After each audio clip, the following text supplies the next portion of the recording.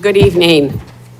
I'd like to call the budget workshop for the North Branford Town Council to order. It is Tuesday, April 14th. Please join me in a salute to the flag. I pledge allegiance to the flag of the United States of America and to the republic for which it stands, one nation, under God, indivisible, with liberty and justice for all. Roll call. Mayor Angeloni. Here. Counselor Diamond. Here. Counselor Mace. Here. Counselor Miller. Here. Counselor Rose. Here. Counselor Whitworth. Here. Okay. First item on the agenda is proposed extension of trash collection contract. So this came up in December, at our December meeting last year, and our current contract with John's Refuse is a 5-year contract that expires this year. In our current contract, we have the option of two-year renewals. In December, we extended the first option for 2 years. There was a misunderstanding on both sides as to how that read, because it was presented to us that the first year, so year 6 of the contract, would be no increase, and then the future years would be based on CPI, anywhere from 3 to 5%, with the 5% being the cap on the increase. We just extended it for one of the 2-year contracts, and then we had questions last week in our budget, because there was a 3% increase shown in our budget. We did go back, staff went back and talked to John's, and John's did give us a no increase for next year, just based on the fact that we both interpreted it differently. So they stepped up to the plate and said that they would not increase the contract for next year. So it's on the agenda tonight to see if the council will vote to actually vote on extending and taking the second 2-year. So it would be for year 8 and 9 on the contract, instead of just 5 and 6, which we already voted on. So that is the motion that is in our folder. Yes. Yep. I make the motion that the North Branford Town Council hereby authorizes the town manager to execute a second 2-year extension with John's Refuse, fiscal year 29 to 30, with a 3 to 5% escalator based on CPI. Second. Motion was made by Counselor Diamond, seconded by Counselor Rose. Any discussion? Yeah, I have a question. When does the contract start? When does it end? So does it go to our fiscal year, or does it go by calendar year? It's fiscal year. It's July 1st to June 30th. So July 1st of 26 through Will be- June will- 30th of 28? Will be the first 2-year extension. All right, okay. Correct. Yes. Does that include the same service that we're getting right now, the bulk trash and everything? Because I know. Correct. Yes, it does. Yes, it does. So it'll still be 2 bulk pickups, and then the contract. Thank you. on there. Any other discussion? All in favor? Aye. Opposed? Abstain? Motion carries. Thank you. The next item on the agenda is the acting town manager vacation extension request. Thank you. So, yeah, typically vacation time expires on the anniversary of the hire date. I was hired on May 1st. Since stepping into the acting town manager role, I have not had an opportunity to use my time. Typically, this is something that the town manager would handle. Because I'm the town manager currently, I wanted to request that the council extend my vacation so that I have time to use it. I'll make the motion to extend the acting manager's vacation time until October 1st, 2026. I'll second. Discussion? All in favor? Aye. Aye. Opposed? Abstain? Motion carries. Thank you. And the next item is CMed designation. So, can you just you have a little history on this, or what this is in regards to? Sure. Historically, every year, the state gives us money through the 911 fund, and we have to designate where who provides our CMed services to us. Historically, in the past, it's gone anywhere from the real CMed to AMR was doing MedCom, and now MedCom Inc. as a separate entity. For the last, I think, 3 years, we've designated MedCom Inc. as our recipient of the money. Okay. So we just need a motion to approve. Is that where it's just under the provisions? Is that what the motion? To designate MedCom Incorporated as the town CMed provider. Section 28-24-7 of the regulations of the state of Connecticut, the town, city of North Branford designates the following CMed provider as the recipients of its regional emergency telecommunications service credit for coordinated medical emergency direction, CMed services for the fiscal year 26-27. Okay, is there a second? Second. Discussion? All in favor? Aye. Opposed? Abstain? Motion carries. Okay, thank you. All right, now on to discussion and action of the proposed town budget for 2026-27. First item is general government. At last week's workshop, we went through all of the departments on the town government side. Had a lot of questions for the departments. So we're gonna start up, there was a few departments that were on vacation last week and weren't here that we had some questions about, so we'll start off with them. The first one being Register of Voters, and I think I see someone here from there. So, let me just go to that department.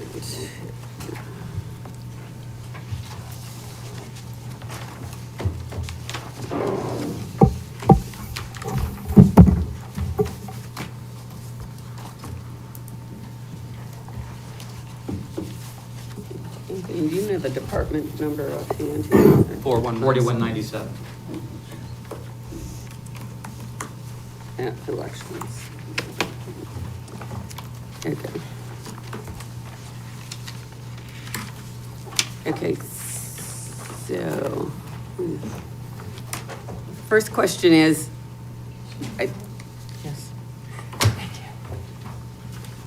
we just noticed that there's a large increase in the number of hours. Okay. And I know last year we did, the early voting, we had the same voting structure as this year, and just wondering why. The state has determined with the new tabulators that we have to have a fourth district. So meaning that all the absentee ballots, all the early voting ballots, all the EDR or same day, all have to be done together here at where this is where the early voting happens. So you have the three districts. So by doing that, you end up having to man a fourth election station. Central count. Central count, They're we call forcing it. us, we used to only do central count on certain elections. Right. The big ones, we would have done it this year anyway, for like the presidential and the gubernatorial, and we would have it here at town hall. Now with these new tabulators, we found out last year, and they didn't make it clear to a lot of the towns, we ended up having to set up separate tabulators at the districts and kind of have central count there. And the also, because it's a gubernatorial election, presidential and gubernatorial are our highest number of voters going out to vote. In the 80% for presidential, 60 percentile, anywhere from 60 to 69% vote in a gubernatorial election. So we have more voters coming out. We need more workers. Yeah, so that's what ends up And the new happening. tabulators cost more money. Costs more money, and then we have primary, which would gonna be Democrat, Republican, because so you have to run 2 lines. And so that's where there's a lot of hourly workers. Okay.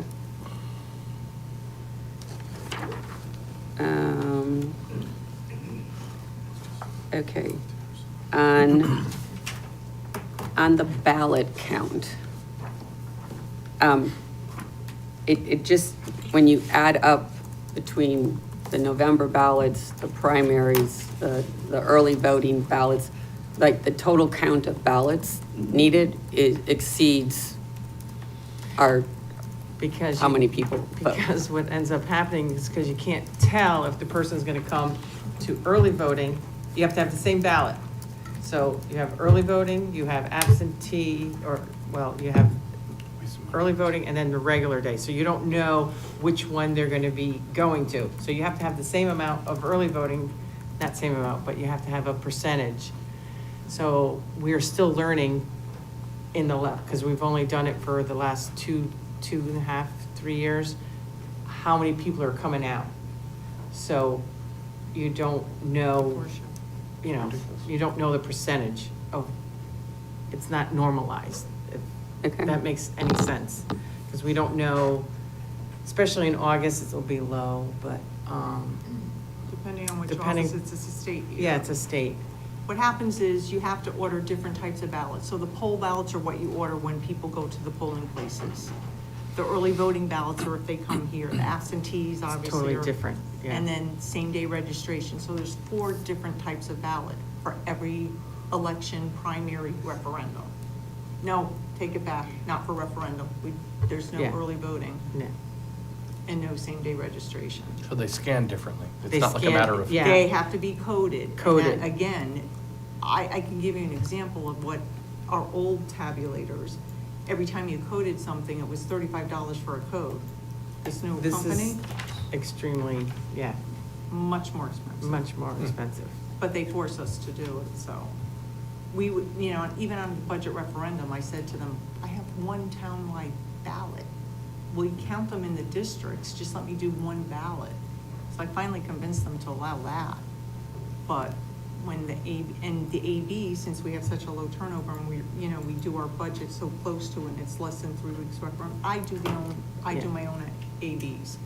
I print my own absentee ballots, we hand count them, so they don't have to go through the tabulator, so they won't make us do central count.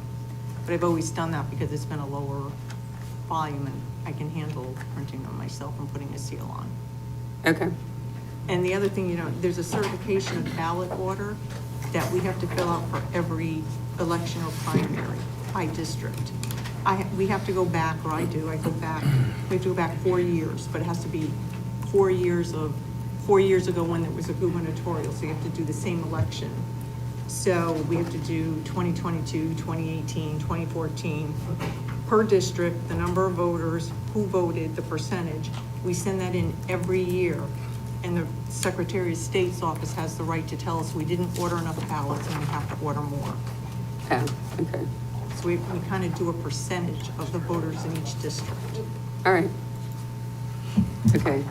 And the other question is on repairs and maintenance. I see that there was a large increase for that and just like what that Because the entails. ES&S, their programming, I went by their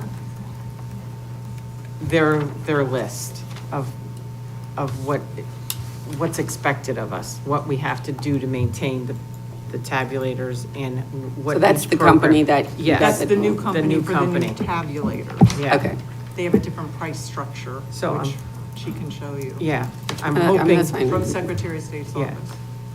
Okay, so this is all dictated by the state. yeah, so I just. In essence, that's what it comes down to. Yes. Okay. Okay. All right, those are my questions. Does anyone else have anything for the registrar of voters?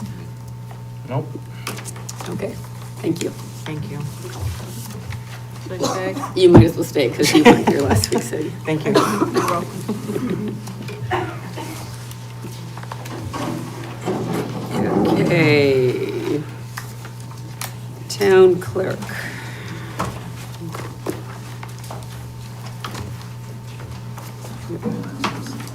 So Lisa, can you, right now, you currently have a part-time position open in your office? Yes. And can you just give us a synopsis as to, it hasn't been filled since September or October, it's been vacant, correct? Why Yep. why you need that position? Oh, why I still need, Yeah, okay. Well, basically, it's a part-time, it's no benefits, it's 19 hours a week. It is an assistant town clerk's position that was always there. We had reorganized the office back in 2008 to make it an assistant, because in my office, we have numerous tasks, and unless you're an assistant town clerk, you can't sign anything. You can't issue a certified copy of a birth, marriage, or death. You cannot issue a marriage license. You cannot accept a claim against the town, but if I wasn't there and the office was closed, you know, and there was nobody there, the town manager can't accept claims against the town. That's about the only thing. You can't certify the land record documents. They could probably take things and just leave it until somebody's there, you know, with the two people. We have a busy office. We're running in 3 different directions. The best you could say is, if somebody comes in, like, I'll take recordings, for instance, we can get them through the mail, FedEx, UPS, e-recording, or in person. We get them all 5 ways all day long. The best we can do is give somebody a time, let them go on their way, and then we process it, because it has to be indexed. Somebody has to put it in, somebody has to proof it. So usually you need at least 2 people or 3 people. If there's only 2 people in the office, if somebody's on vacation, there's no lunch hours, because my offices cannot be unmanned. Somebody has to be there at all times. And it's just a busy office. We deal a lot with the public. so there's the. Between land records, vitals, and there's different state systems, software programs for each department above us. Vitals, we have 2 separate ones, one for births, one for deaths. Marriages are done a little bit differently. There's not a state system to issue them townwide. We have to go into the, you know, into the vault and issue from the paper copy. Okay, so It's there's, just a workload. it's And yourself there's- as full-time as the town clerk, and then there's another full-time assistant town Full-time. clerk, That's right? And Deputy town clerk. a deputy town clerk. So you both can accept all of the same things that you were talking about. Mhm. And then this other position, which is a Can also, part-time, yeah. that's also a town clerk? No, it's an No. assistant. Okay, It was always that was there before I inherited that position. We had, we made that full-time, and then we added the part-time, just for the workload, about 25, 30 years ago. Maybe it's 30, it's gotta be at least 30 years ago. okay. It's just for the workload too. But I was just distinguishing that it's always been an administrator's position because of the necessity. I mean, by state statute, I guess they allow me to have up to 4 For, assistant town clerks. oh, okay. Okay. Does anyone else have any questions for Lisa? At all? Okay, we're good. Okay. All right, and then there's fire department. Chief Lennon was not here last week, so we'll go back to.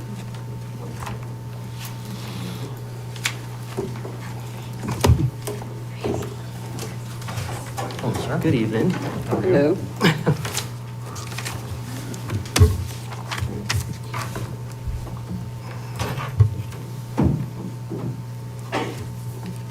Okay.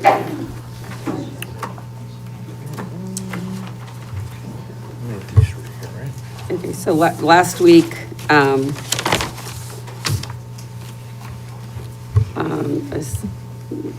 Assistant Chief Colangelo represented the fire department, and we had some questions.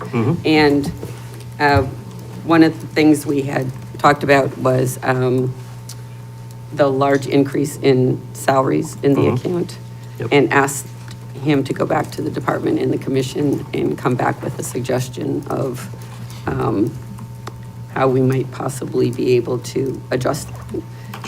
We totally understand, what has happened since you have been appointed chief, and there's been some reformation in the department and new positions added, and there's been years that nothing has been done in regards to salaries and everything like that, so you were trying to Get kind of, creative? yeah, bring everything up to snuff, but Sure. it's a little hard to do it all in 1 year, so we were just wondering if there's Sure. a game plan. I'm sure AC Colangelo told you, since '07, there's been very limited raises in the fire department here in town. So obviously, new chief trying to make meaningful, impactful raises without breaking the bank. So we went back and we looked at things. We're gonna step out those raises over a couple of years. The only thing I did not reduce specifically is the stipends for the members. The stipends came around a little after 9/11. They've gone up $50 in 25 years. So, we proposed a $100 increase to those stipends to make it $11.50, which comes out to $1.92 a week per person. We'll cut from a lot of places. I don't want to take away from the membership. So our proposal, do you want the lines? You want me to read them to you? Sure. So part-time salary, 51620, reduce it by $15,094.40. Employee share, 52200, reduce it by $218.87. Professional development, 53200, reduce it by $5,000. So that'll be a reduction of $20,313.27 from the general fund. I'll round those to the nearest dollar for budgeting purposes.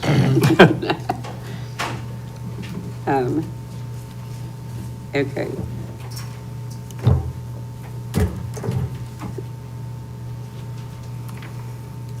Okay, so, all right.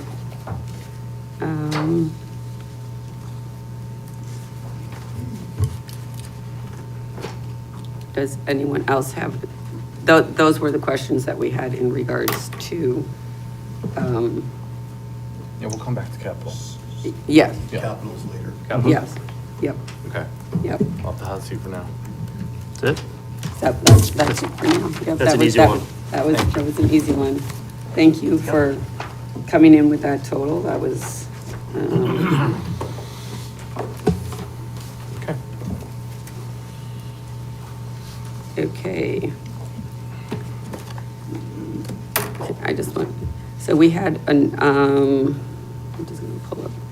We had a number of questions and then last week, and we do have follow-up from the town manager in regards to our questions. Okay. So, just, Open it. I have it on my phone. So I'm just going to go down the list that we had last week and try to assign, put numbers in on things that we did not have numbers for on there. So the first question was under mayor and council, and it was Totucket TV. There was an increase of $19,600 to Totucket TV in our budget. So we had asked how many meetings are scheduled with them.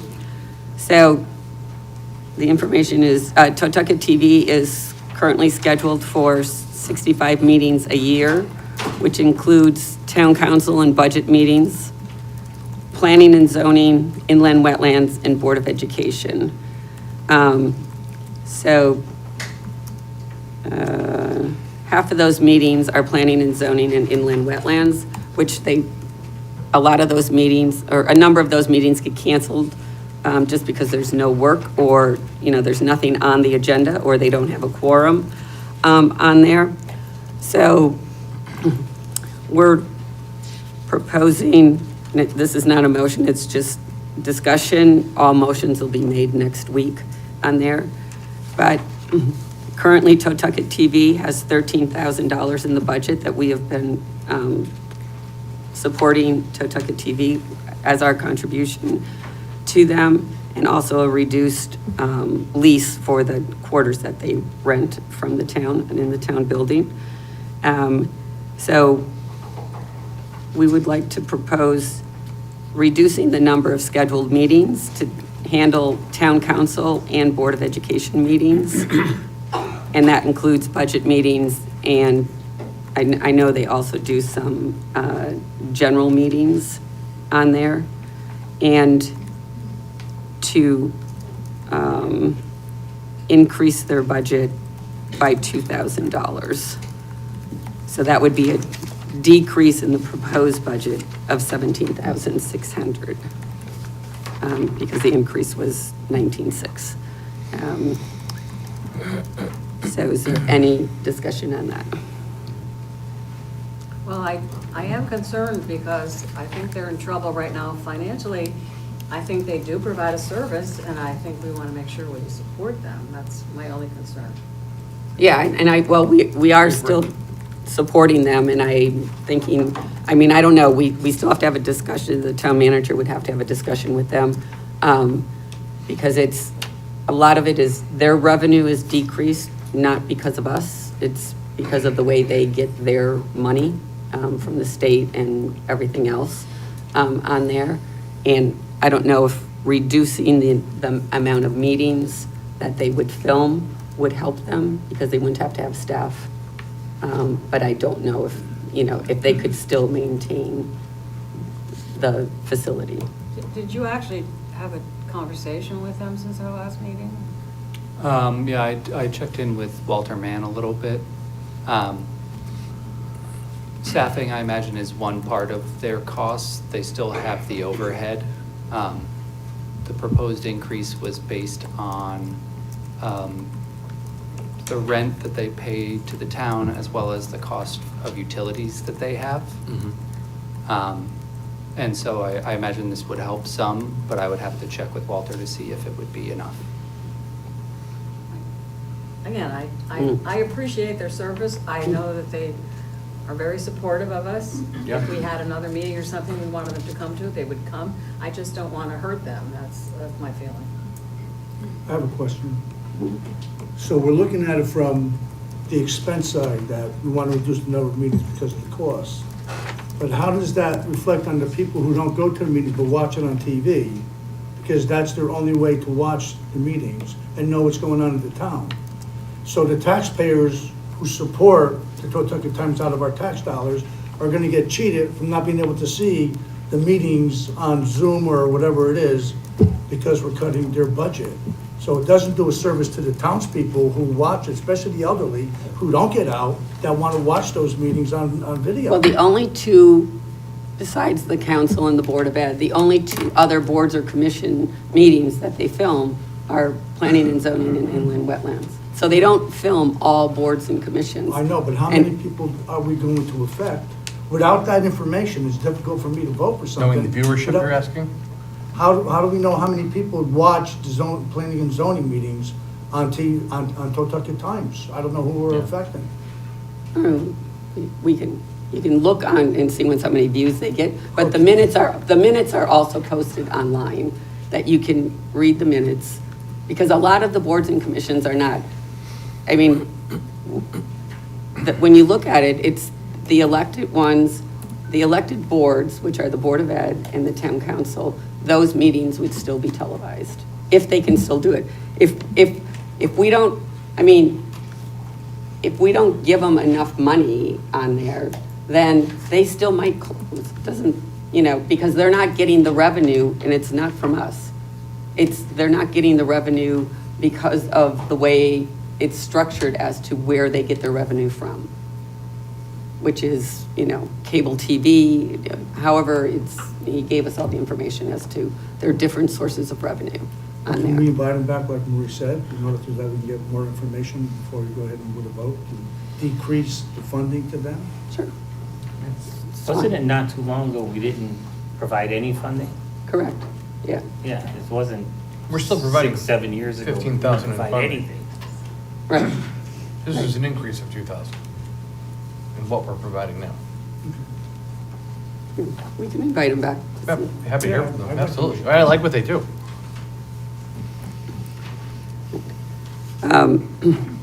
So the next item we talked about was under mayor and council, was the clerk for the Blueprint Committee and the Town Center Committee. And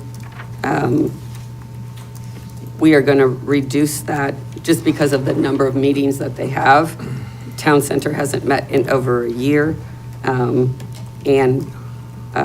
Blueprint Committee was fine with reducing them instead of 12 meetings a month to 6 a year, like every other month on there. So that would be a reduction of $1,200. We talked about the position in finance. There is a part-time position in finance right now, which in the budget was increased to a full-time position. For me personally, I don't have enough information and backup to justify that position going to full-time, given all of the improvements and everything that we've done in technology and Munis. There's, in becoming digitalized and just the technology piece of it, I don't have enough reason to substantiate making that position a full-time position. So we talked about that at last month. I'm still proposing it as a cut for that position. So they would stay currently as is, as they are. If anyone else has any other comment or on that?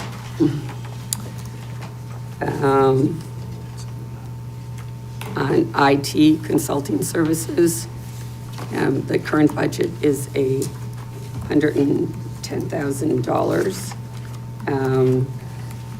And the town manager has sent us some backup in regards to this position.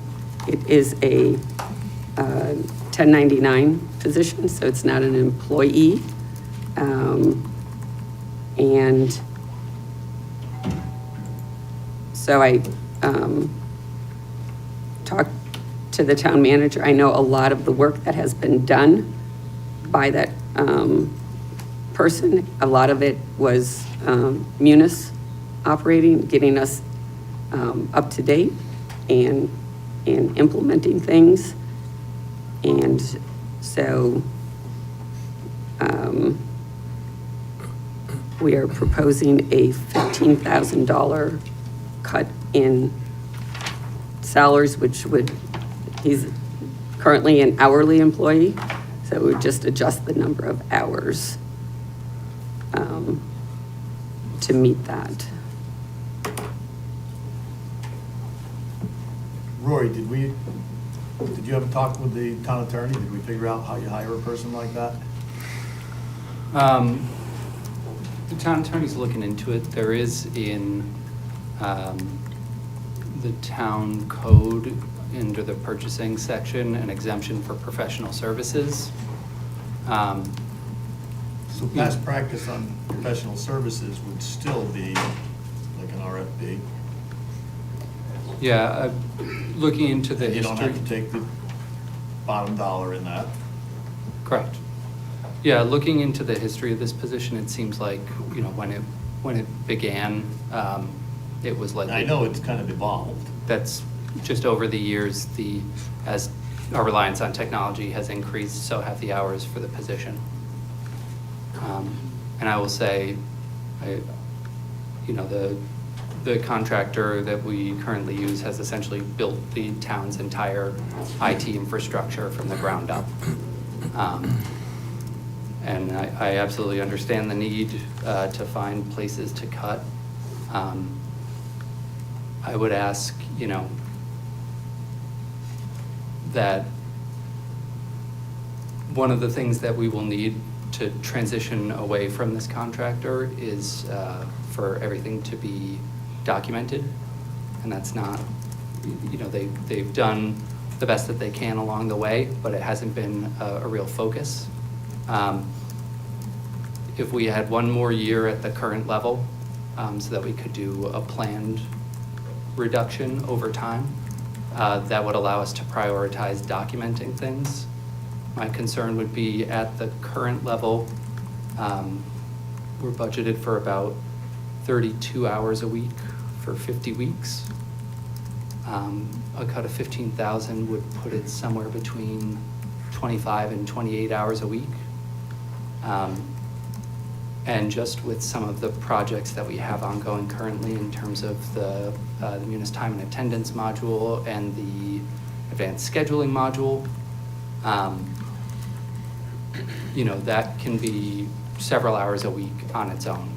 And so that leaves not a lot of time for other things, including documentation.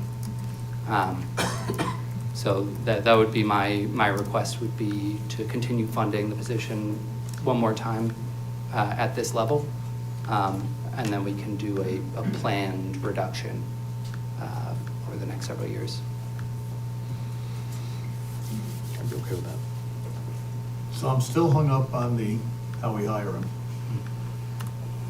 Only because of all the years that I sat up here, we have a bid threshold, and we have professional services, and we have a policy on how you go about it. So, I mean, I guess if the town attorney tells us that it's okay, but are we opening up a can of worms to now go, the heck with our bid threshold, we could just hire someone for $110,000. So, I think we need to be careful on it.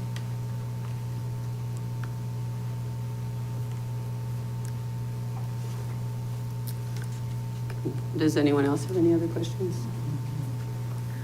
Okay.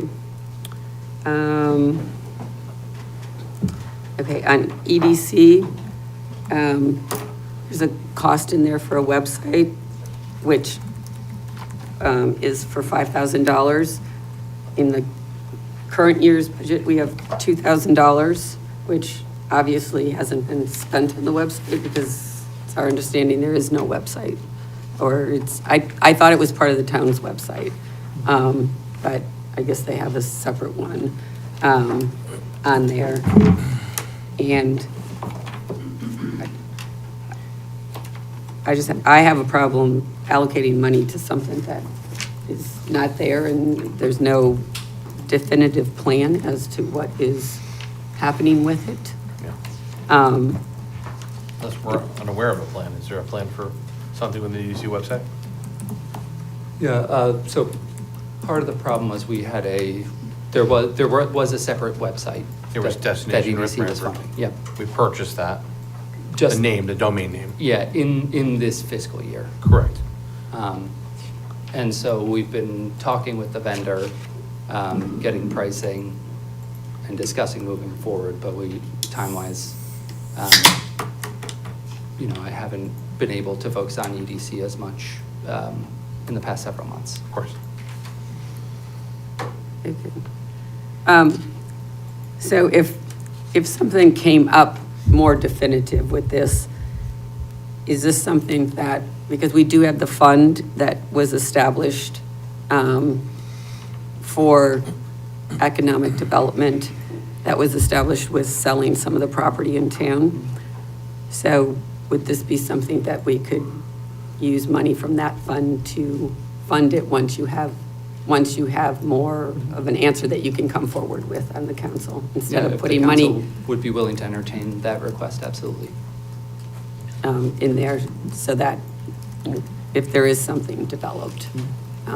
Otherwise, we put money there and nothing happens, and it just sits there, and then we end up getting the money back. So this would be more of an incentive, I think, to have something done, and there's still funds available. I mean, I'm sure there was an overall plan for creating this, correct? Yeah, we've been discussing it for some time. It took several months to acquire the domain. And there were the vendor who previously hosted the website, Destination North Branford, owned the domain. It wasn't the town. And so there was some negotiation involved in acquiring it on behalf of the town. And you're going into the other direction to attract more people, or to try to get more people to look at that website, or? Yeah, the idea is to use it as kind of a clearinghouse of information. So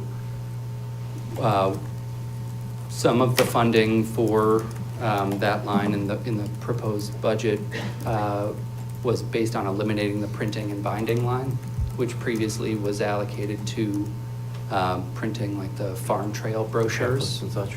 And the idea is to create a digital version of that so it can be updated, so we're not having to print new versions more frequently.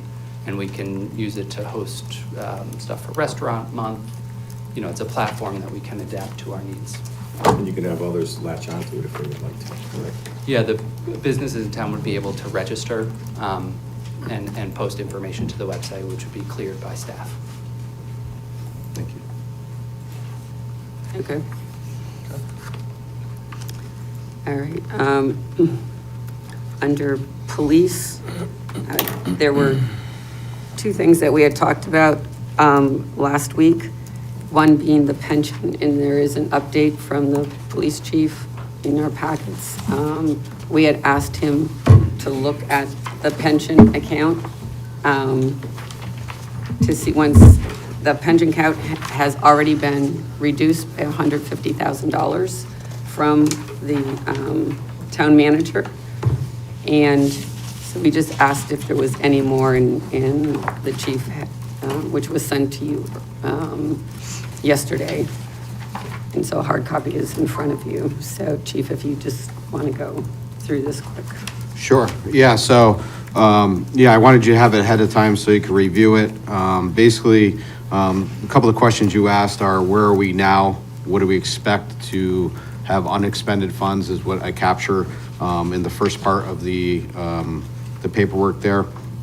Then I kind of go into the reasoning of how we came up with the original calculation, changing from a .616 to a .757. And then our original ask. So I wanted you to know where we started from before you make a decision to wherever you end up. So if you go on to the second page, what you've asked for is for analysis. I took the no adjustment for what was our original ask, and then I gave you the second column, which is the town manager's adjustment after our budget went to him, just so you see what how those numbers flow. And then really what we were getting to at the last meeting was basically what I have labeled as scenario 3 and scenario 4. So I took the department overtime and I multiplied that times a 0.5. And you got to realize this is like a new theory, right? We're trying to get the number down to a more realistic number, but this isn't going to be perfect science because overtime and holidays, and then whether it's DB or it's 401A, this is just a best guesstimate of really where we're coming from, to try to lower that number and lower the burden on the taxpayers. So you can see scenario 3 at that 0.5 adjustment. With the 272 number. I also put the weekly average in there so you could kind of compare that to what we're expending now. And that's not weekly, it's actually pay period. And then you go down to scenario 4, you see that multiplier there of 0.4 with the 21830. And then I really kind of tried to summarize it for you with a small table on the last page. And then obviously the 0.50 to me seems like a better area to try to focus where we're going to be for at least this year until we have more retirements on the DB side. And that's where I'm coming up with the recommendation of $75,000 reduction from the pension account on our budget. So that'll be a total of a $225,000 reduction from our original ask. And then I give you the total number from there. I wouldn't in my opinion, go for the full 0.5 deduction at 272. And I throw this out there, and we've had these discussions before. I can't cover an overage in this account.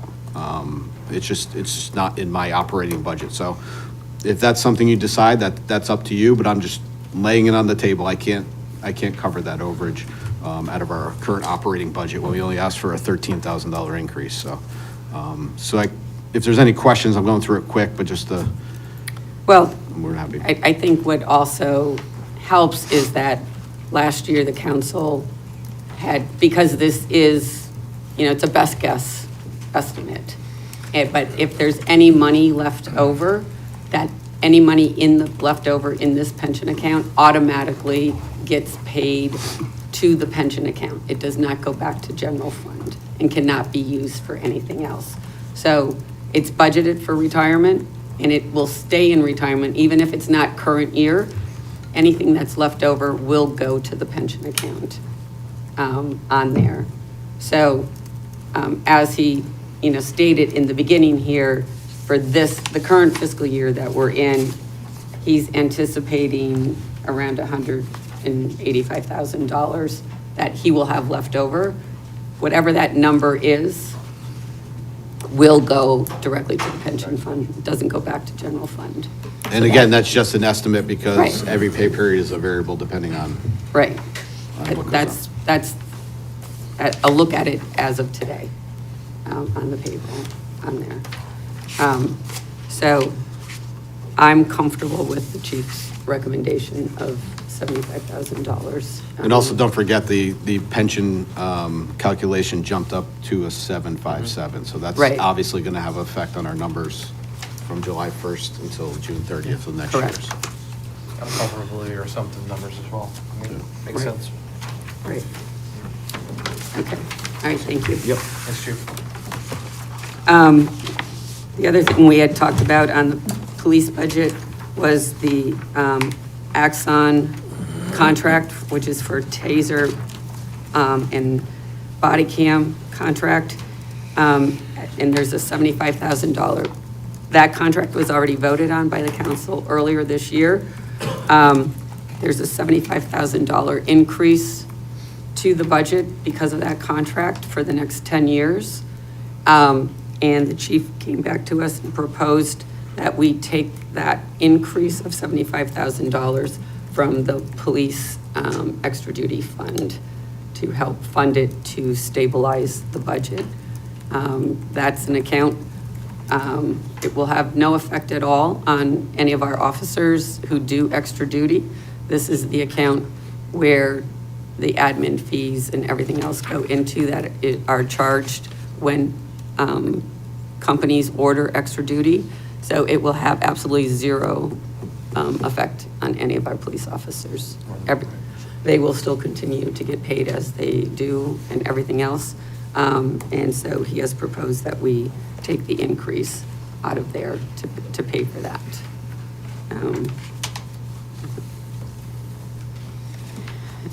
Ambulance, as we have found out, this account is subsidized through the town's budget. And we talked about last week is it just would remain at the same level that it's being subsidized at this year, rather than an increase. It will not affect any services to the town. Everything will still remain the same. With the reorg in the fire department and adding a deputy chief to the EMS services, that will have a greater look on the billing, collections, who we use for billing, to see how we can improve that service. That should help us to become more in line with what the subsidy needs to be for this account, for the ambulance account.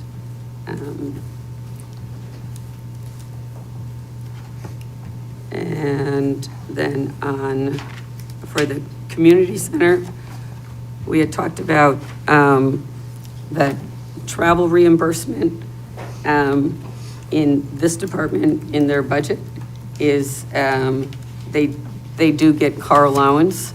And we have found out that that car allowance is part of their offer letter that they received at the time of employment last year. So the assistant and the director and assistant director each get a car allowance. So this proposal of a cut of $2,700 just brings them back to the level of their car allowance in their employment letter. So there were increases in the budget. We just brought it back to the level of what was in their employment letter on there. Elderly housing, the budget shows a significant increase due to there's 60 units on Route 139, and it's the sewer fee usage. We'd like to propose just reducing the increase in the sewer fee from $650, which is in the budget, down to $600, because realistically, I personally don't think that the sewer fee is going to go up to $650. $600 is probably more realistic. So that would be a reduction there About 3,000. of $3,000, yes. I want to go back to the community center. Sure. So in the 51,610 account, the director, why does that show a 3% raise now? So when. None of the others do. Yeah, when the departments put in the budget, after the numbers went in, we went back and checked them and made adjustments. And so, for administrators, we don't budget increases. Increases are based on performance Right. reviews that take place So in you July. still do the merit, you can do, We you do. do 0 to 3%. Correct. But after the state of Connecticut settled 20 unions today at 2.5%, Hmm. we might want to be looking at dropping that, but, so why is this one 3%? Is this an So the- existing raise, or was this just? The number was proposed changed, but the future note raise? was not changed. So that represents a 0% increase, just the note in the So budget that's what was it not. is Correct, now. correct. Can't argue with that. Okay. Because it's the only one in the book that has. Yeah, I says missed the note when I. The went to rationale, update the 3% number. raise. I'm like, we're giving our own raises now?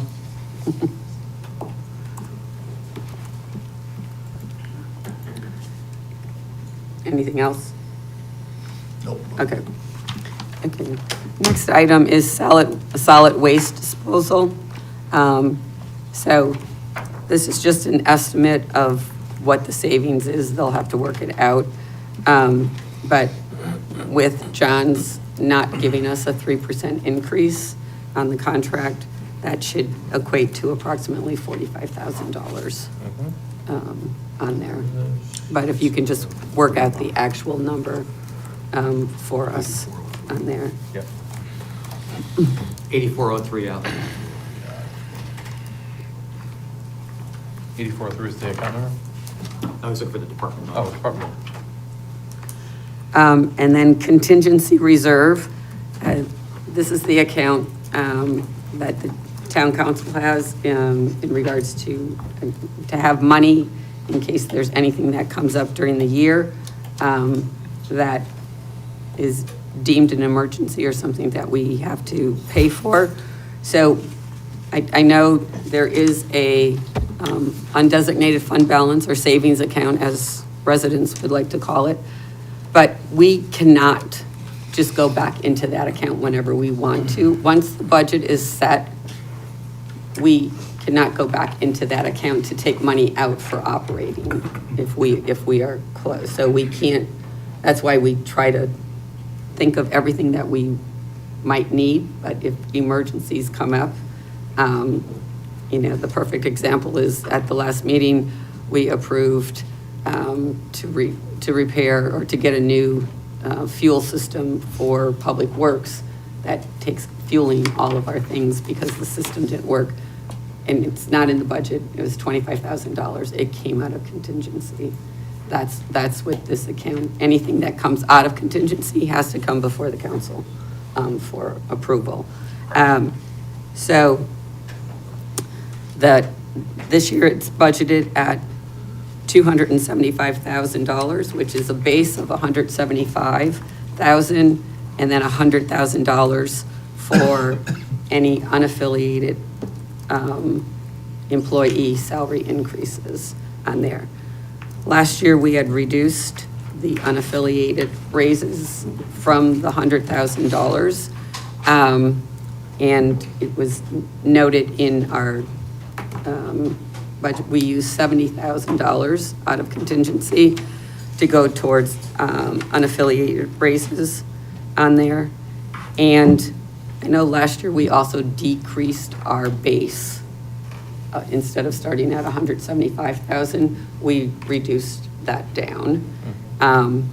So based on those two things, we would like to propose a cut of $45,000 to contingency from the 275. So that would bring it down to 230, which would cover the admin, the unaffiliated raises, and then any thing that comes before contingency on here. So, and then, let me just see. So we also had questions on the solar last week as far as where do we see the credits of solar? Because what's in the budget book is the solar credits that are anticipated for the next fiscal year, but we have credits now. So I still am unclear as to where they show up in the budget. I sent it to them in an email with the balances. Right. The manager gave you a sheet that showed the balances as of July 1 compared to the balances as of today. So what's happening, it's about half diminished. We're eating into that balance to pay current bills that are in the solar system, in the solar arrays, the 2A and the B solar programs. As I mentioned, if you check out the audit, we live in the accrual basis of accounting, which says we have to recognize the expenses when we incur them and recognize the revenue when we earn it. So on a monthly basis, we're charging the expense of UI, we're charging the expense of Altus as we're incurring those expenses, and we're recognizing the revenue, which is the credit for the solar. So I did run a sheet for Rory for all of last year, and in total, we were just about right on target for all the different utility accounts compared to how they ended up. Hang on, I do have one for, I ran the library separately. Like in the case of the library last year, if you take, there's three components. The UI bills, the other issue is that there's not one department that is solely UI.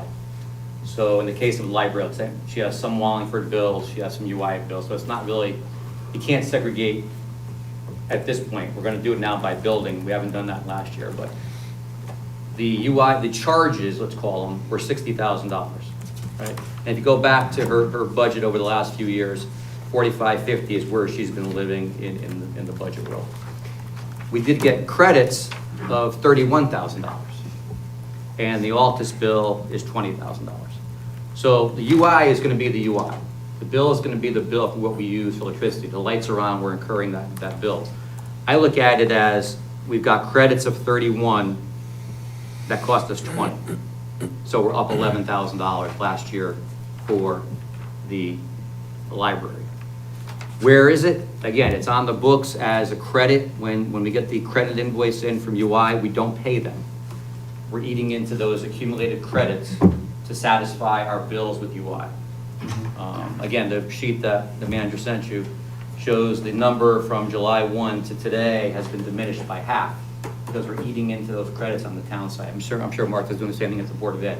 She has the larger credits, obviously, with the the schools generating more electricity and credits and such like that. But you looked in the accounts payable account, you'd see a debit balance, which is reflecting basically a credit that we have on our books that ties into the sheet that the manager gave you guys. It shows by UI account what the current balance on those accounts are. We could print bills off for you and show you, but it's the expense that you're booking. Let's say in the case of the library, you booked an expense of the budget was $53,000, right? Made up of three pieces. Like I said, it's the electricity bill, it's the solar credits, and the office bill, and she came in at $49,000. So it's pretty darn close that what we're budgeting, again, takes into effect all three pieces of that puzzle. It's pretty darn close to where she is, almost 93% accurate. I know it's confusing. I know, talking with Rory about it, it's basically, it's accounting. It's on our books. We book the invoices, we book the credits, and then we use that credit balance that we have with UI to satisfy their bills. We're not sending them cash, per se. Did anybody realize that this was gonna be so confusing and such a mess when they decided on these solar panels? Because I'm stuck on the credits, I mean. Yeah. I can map it out for you a little better. Anybody? I made a sheet for Rory and we went through it. You know, it's basically the credit balance at the end of month one, let's say. And if the same numbers are duplicated in month two, now you have 2 months of credit balance. And so on, so that credit balance accumulates on, let's say, the library's account as a good example. And then we may use that, streetlights are one that we typically are short on. The amount of credits we generate on streetlights don't pay for that bill. In the case of Lauren's bill here, again, the amount of credits we earn are better than the office invoice that we're paying. Office is the people that built the solar field, basically. So let me ask you this. Yes, sir. If the credits don't pay off the entire bill, how does the bill get paid off? We have to use cash to pay off the rest of the bill. In the If we case don't, of. we get a late fee. Correct, Take it. correct, you're correct. In the That case of help like. you, Craig? Yes, Yeah. sir. In the case of like the streetlight accounts, credits we earn don't cover the bills. Okay, So we are paying them a piece of it, and we're using credits for the other piece of it. In the case of, let's say, the library bills here, the UI bills are being covered by the cumulative credit balances that we of the have. solar panels. Got it. Correct. Must So- we spread it around somehow? Yeah, that's. Or can't we just simplify it by, it's Well, all what- being paid by the same? We Well, had, we had to have 10 accounts. Yeah, Yeah. there's only accounts that have been identified, as Mayor mentioned. There's 10 accounts for each of the solar projects, Yeah. between us and the Board of Ed. Yeah. So in the case of the first solar project, there's only, I think, 7, because 3 of them belong to Pages. So between the 2 of us, there's 7 of the 10 that we share. On the second one, there's the 10 accounts that we share. So again, between the Jerome and the middle school, high school, auditorium, Company 1, this building, there's Atwater, there's a series of buildings that are able to use those credits. It's working off of a meter at each location, essentially? The UI piece is. Yeah. The solar credit is driven by what the solar. Of course. Generates, what it generates credit-wise, And and if it's selling it back to the the office grid. is kind of tied to that as well. Is it complex? 100%. And is there a savings? I believe we're saving money. Again, in the case of this We should probably one-year do that. example of the library, 31,000 of credits cost us $20,000. So I think we're up $11,000. Because the UI piece is the UI piece. We're gonna pay for electricity, the lights are on, you're gonna have a bill regardless. And I get it. So I- is glad the you understand electricity that. God cost, bless you. all the electricity consolidated? That's a different issue. Yes, it's in the 4100 department, consolidated cost center. Okay. What was this question? Is it consolidated? Well, because I'm looking at the book It's in the here. consolidated cost center. Going Yes. back to that So wouldn't it, how much do we pay UI? Well, I can get it by department. I can get it for it. Well, because I'm looking In the at last year? this page here, and it says, Wallingford, electric cost for Wallingford, Eversource, UI with no solar credits. But they're small numbers, and I don't know where they're coming from. I'd have to go back and check. Where are you in? I'm on the last page under consolidated. I know, but you're in 56,220 electricity? Yes, he is. Got it in? Yeah. But then I see, you know, the solar credits, and I see the solar cost. Cost, right. Right? So, Solar costs are the ones that we pay to Altus. right. So if you net out the 112 of credits, you're paying 82 to get 112 of credits. Right, so we're benefiting You're ahead about again. 40, right? Is that what, that would be Yes. fair to say? Yes. We're Yeah. benefiting about 40. Correct. Correct. And the reason why it says electricity without solar credits, again, that's the Wallingfords of the world, other people that are on top of that page as well. East Electric costs for Wallingford, they're not part of this game. It's only the UI that's part of the game. And the UI, electricity without solar credits are the other UI accounts that we have that aren't part of those two groups of 10. So my other question is, does that solar field produce more electricity than North Branford, you know, Board of Ed and the town site can use? Is there other credits, or excuse me, other I don't- energy coming out of there? Do we know that? I mean, that could all vary, right, depending on. Yeah, I don't know, that's the answer. I don't know, to tell you the truth. Well, you need someone to, we're supposed to have access to the Altus to go in and see how it's all, you know, like, you can see on the UI bills, how much is the virtual metering, how many kilowatts you used, and you can track it to see once. I don't know that we have access to see total amount of solar energy that was produced, and then does it equal zero that it all got dispersed within North Branford? Right. Or are they selling some? Right, Because they or could sell are some. we obligated to purchase it all? Do we know that? Probably goes back to that Altus contract that we signed when this all started. I don't remember the particulars of it, but I wonder if Altus can provide us with some kind of link to see the amount of electricity generated. That's a good question to ask. I can ask them. Yeah. I have a question. This is probably a good So time as Anthony, any. Question for Lori. Go ahead. This is probably as good a time as any. At some point, I'd like to contact you or the appropriate person in the administration, as it were, to talk about streetlights. In other words, what do they cost? How long, what are we renting? Wattages, things like that. If you could put me in touch with that person, I'd like a 15-minute conversation with that person. Absolutely, set it up. The reason I bring that up is, as most of you know, and I know Al, you know this, you're in the business. You love lights. Well, I do love lights. But I also know that there's been a revolution in lighting in the past 10 years with LEDs. You used to take a 400 watt or 1,000 watt Mercury light up the parking lot. You can do it now with 75 watt LED lights for all the parking lot. So I'd like to think that we've gotten some savings from that, either in energy or in the cost, but I want to get smart on that. So if you put me in touch with the right person, I appreciate it. Thank you. All right, Rose. So Anthony, Yes, sir. you know that I'm slow, so you started out by saying that the library, was it just Atwater, was Well, the- $61,000 bill? Yeah, see, the problem is it combines, so you can't tell if it's solely Atwater or solely Smith. Okay. It's combined. There's no one department that's solely a So UI let's, department. let's use the 61,000. So Okay. we take the 61,000 for the cost. And then we generated 31,000 with the solar, but the company that owns the solar charged us 20,000. So does that mean that we had that 11,000 that we put towards the 60 and we paid the other 49? The 11 is sitting, is a solar credit that we're using to pay future UI bills with, that aren't covered 100%. Like in the case of, I mentioned the streetlights, because that's the biggest one we have that the credits don't cover the cost of. So we're able to use anything that those 10 accounts generate, we're able to use for other beneficial accounts, they call them.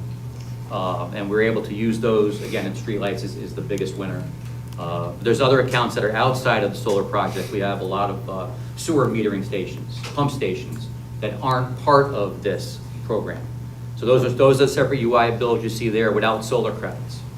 The pump stations are our big utility cost. You know, there's the pump stations, the solar credits, there's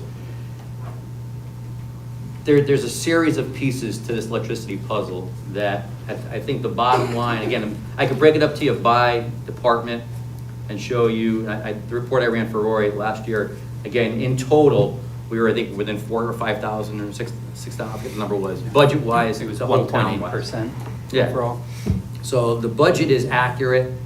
It's confusing where it sits. Do you see the number? You can't see the number here. You have to look into the accounts payable and show the debit balances that we book these bills to UI because we're incurring the expense, but we're not paying the bill with money. We're paying the bill with past credits. But net effect. Net effect. We should be paying approximately 40K less, right? Yeah. Approximately. Yeah. Right, okay. As it relates to the solar people, Yes, yep, yeah. correct. I have a question in regards to the town building facility maintenance account that we established a couple of years ago as a non-lapsing account. And I see it's not on our CIP anymore, and like, what happened to that account? Like, how much money Stand by. do we have left in it for this year? Because usually that was a function of budget. Did it go into a consolidated cost? center? No. Okay. No. Town facility. Where's town facility? I'll find it for you. I'll give you that number. I can't find it right here, but I'll get the number for you. I guess also if we move the money in for this year, a lot of these capital project funds, we leave in the general fund to get the interest and wait till the end to move them. So if you looked at, let's say, Fran's reserve now, it's gonna show overdrawn significantly. Fire reserve overdrawn significantly. We leave the money in the general fund to earn the interest for our budget, and then we move the money at the end of the year. Okay. So some of these may not have been moved yet. Like I see, I'm looking at Fran's, he's $83,000 in the hole. That's because we haven't moved the money in yet for this year's appropriation. It's not that he's truly overdrawn. Fire department's showing $272,000 in the red. Well, you budgeted $325, I think, to put in. Right. Hasn't been put in yet.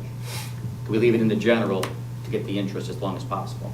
Okay, so we would need to know that because we usually bring that account back up to $50,000. Depending on where we're at on the budget, where we're at for the year. So if you can get that number this week, because that will affect CIP Gotcha. on there.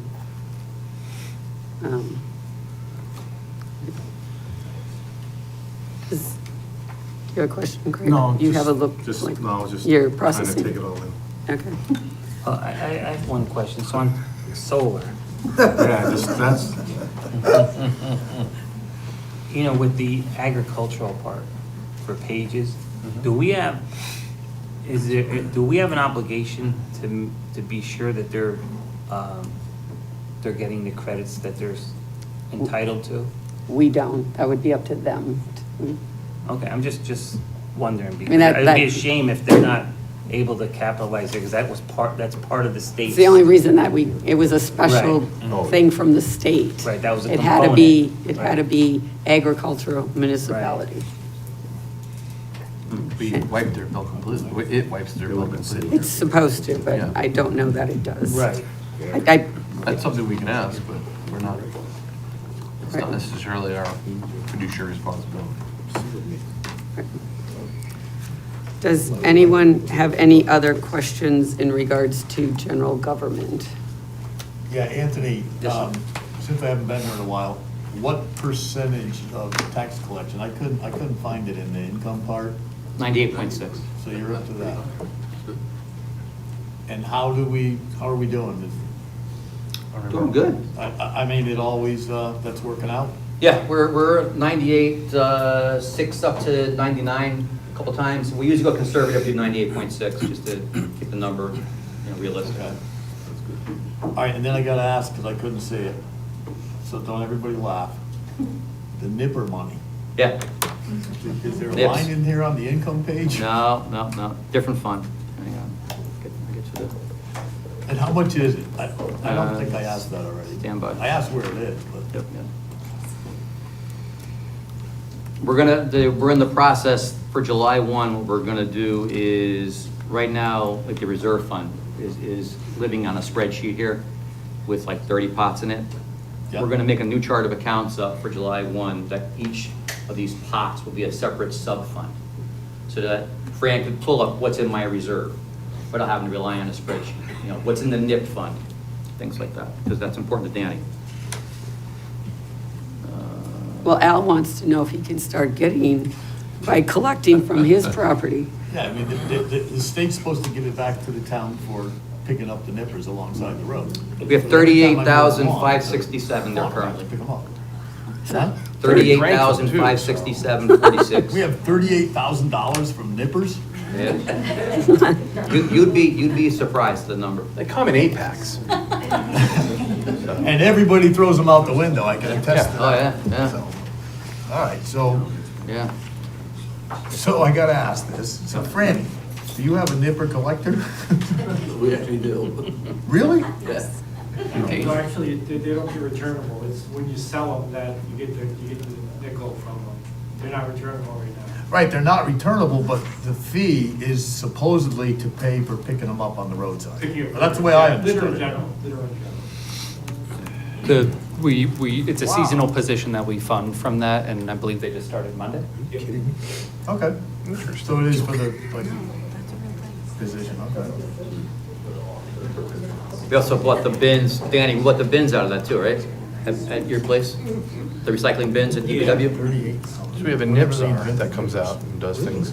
Al, did you see the new recycling bins next to the recycling building by Franny? Yeah, so we bought bins Those came out of that, this money as well. yeah, they collect plastic, ink cartridges, eyeglasses, anything that pertains to recycling. We have the part-time just- trash picker. I'm glad you're using it and doing stuff like that. I just wanted to make sure that we were getting it. Oh, yeah, no, we get it. Yeah. The state has guidelines on what you can and can't purchase with it, so we can't just purchase anything. I know street sweeper-related parts and the big towns are buying street sweepers with it. That's how much money they're getting. Oh, believe me, in my Yeah. 5,000 feet of frontage and where I haven't mowed all winter, when I go out there, I'll have a whole bag of nippers. Absolutely. All right. What about the park, isn't there park benches coming from that as well? Or is No, that separate? that's That's separate, right? plastic. That's Oh, the that's plastics. That's plastics, That's the right? film, yeah. Okay. Okay. Okay. Next on, if everyone's done with general government, we're going to move on to education. Yeah. Moving on to education. Okay. Okay. Since it's fresh in everybody's mind on education, because we just left the energy, so I had a question on the high school, on the energy used. So I'm assuming that you can just push a button on and Munis will tell you what it used to be and what, that's just a bad joke. It's kind of like Anthony's explanation of the solar system. Solar system. It's all out there. No, And then they I want splash to down and know, land and they open the door. I and want to they know come the out. old school versus the new school. Do you have any New school's there, and the old information school's on not that? done. Do you have anything from solar, from what we were doing So without now? the solar, The old in other words, Consumption. so last night at the building committee, it was mentioned to us that there is a UI credit because we built such a green high school, which I gotta tell you, after 4 years of being there, that was the first time that we heard that. No, that was early on. We heard We that. heard it early on. When we before first that. were in, So- the blueprint space. Building. So we've got to, Right. we're on it to see what it is. But That's I was something, just curious John- if the green high school, with all the green lights and the green leaves in the parking lot, if it truly is more efficient than the old big high school. John could give you that. He, obviously with his history with the old building and the new, and he does all the systems control, he would be the person that could give us an update on all of that. Okay. So I can get that for you. Thank you. The But important thing is whatever the credit is. Right. You gotta see what that is. Right. That was my first question. Okay. Marie, did you have some questions? Okay. Okay, I'm going to start with a bunch of questions. Just want to verify, you have stated that this is a status quo budget, correct? Yes. Status quo, okay. When I look at your page here, impact of recent reductions, okay, I would then assume that these are your metrics that you use to evaluate the effectiveness on student success in the school. And I'll give you an example of what I mean. Okay, so you say here that you had to reduce 2 language arts teachers in English grades 9 to 12. So my question is, how is that affecting student learning? Are you mixing like advanced, average, and lower student learning together? What is the class size then of some of those English classes? I'd like to know how that's affecting student learning. Looking at the high school level, the 2 English classes that were reduced, I think. Yeah, I was looking for my. I think it would be helpful. Yeah, so I have a obviously couple with, questions. at each building level, it's gonna be different. The high school was the one that was impacted with the shift, so. Yeah, so what that would look like for us is increased class sizes, particularly at our level 1 classes. So what used to be called our college prep, so those classes tend to be larger. The other thing is it decreases the number of different types of electives that we can offer. So those are 2 areas that can happen. Okay, I presume that you have done your course selection for next year.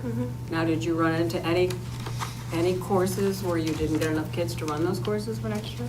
In English or across different departments? In any subject area? Well, right now, we're discussing physics. We don't have as many students as we'd like to run that course. So things that tend to be more advanced, sometimes that happens. But what happens is we have to make really difficult decisions. If we are teetering, let's say that there are around 10 students, and in a traditional, if we had enough staff, we would run that and have those opportunities. We have to make difficult decisions when then those opportunities aren't present for kids year after year. Sometimes they happen every other year. So It do just you have depends.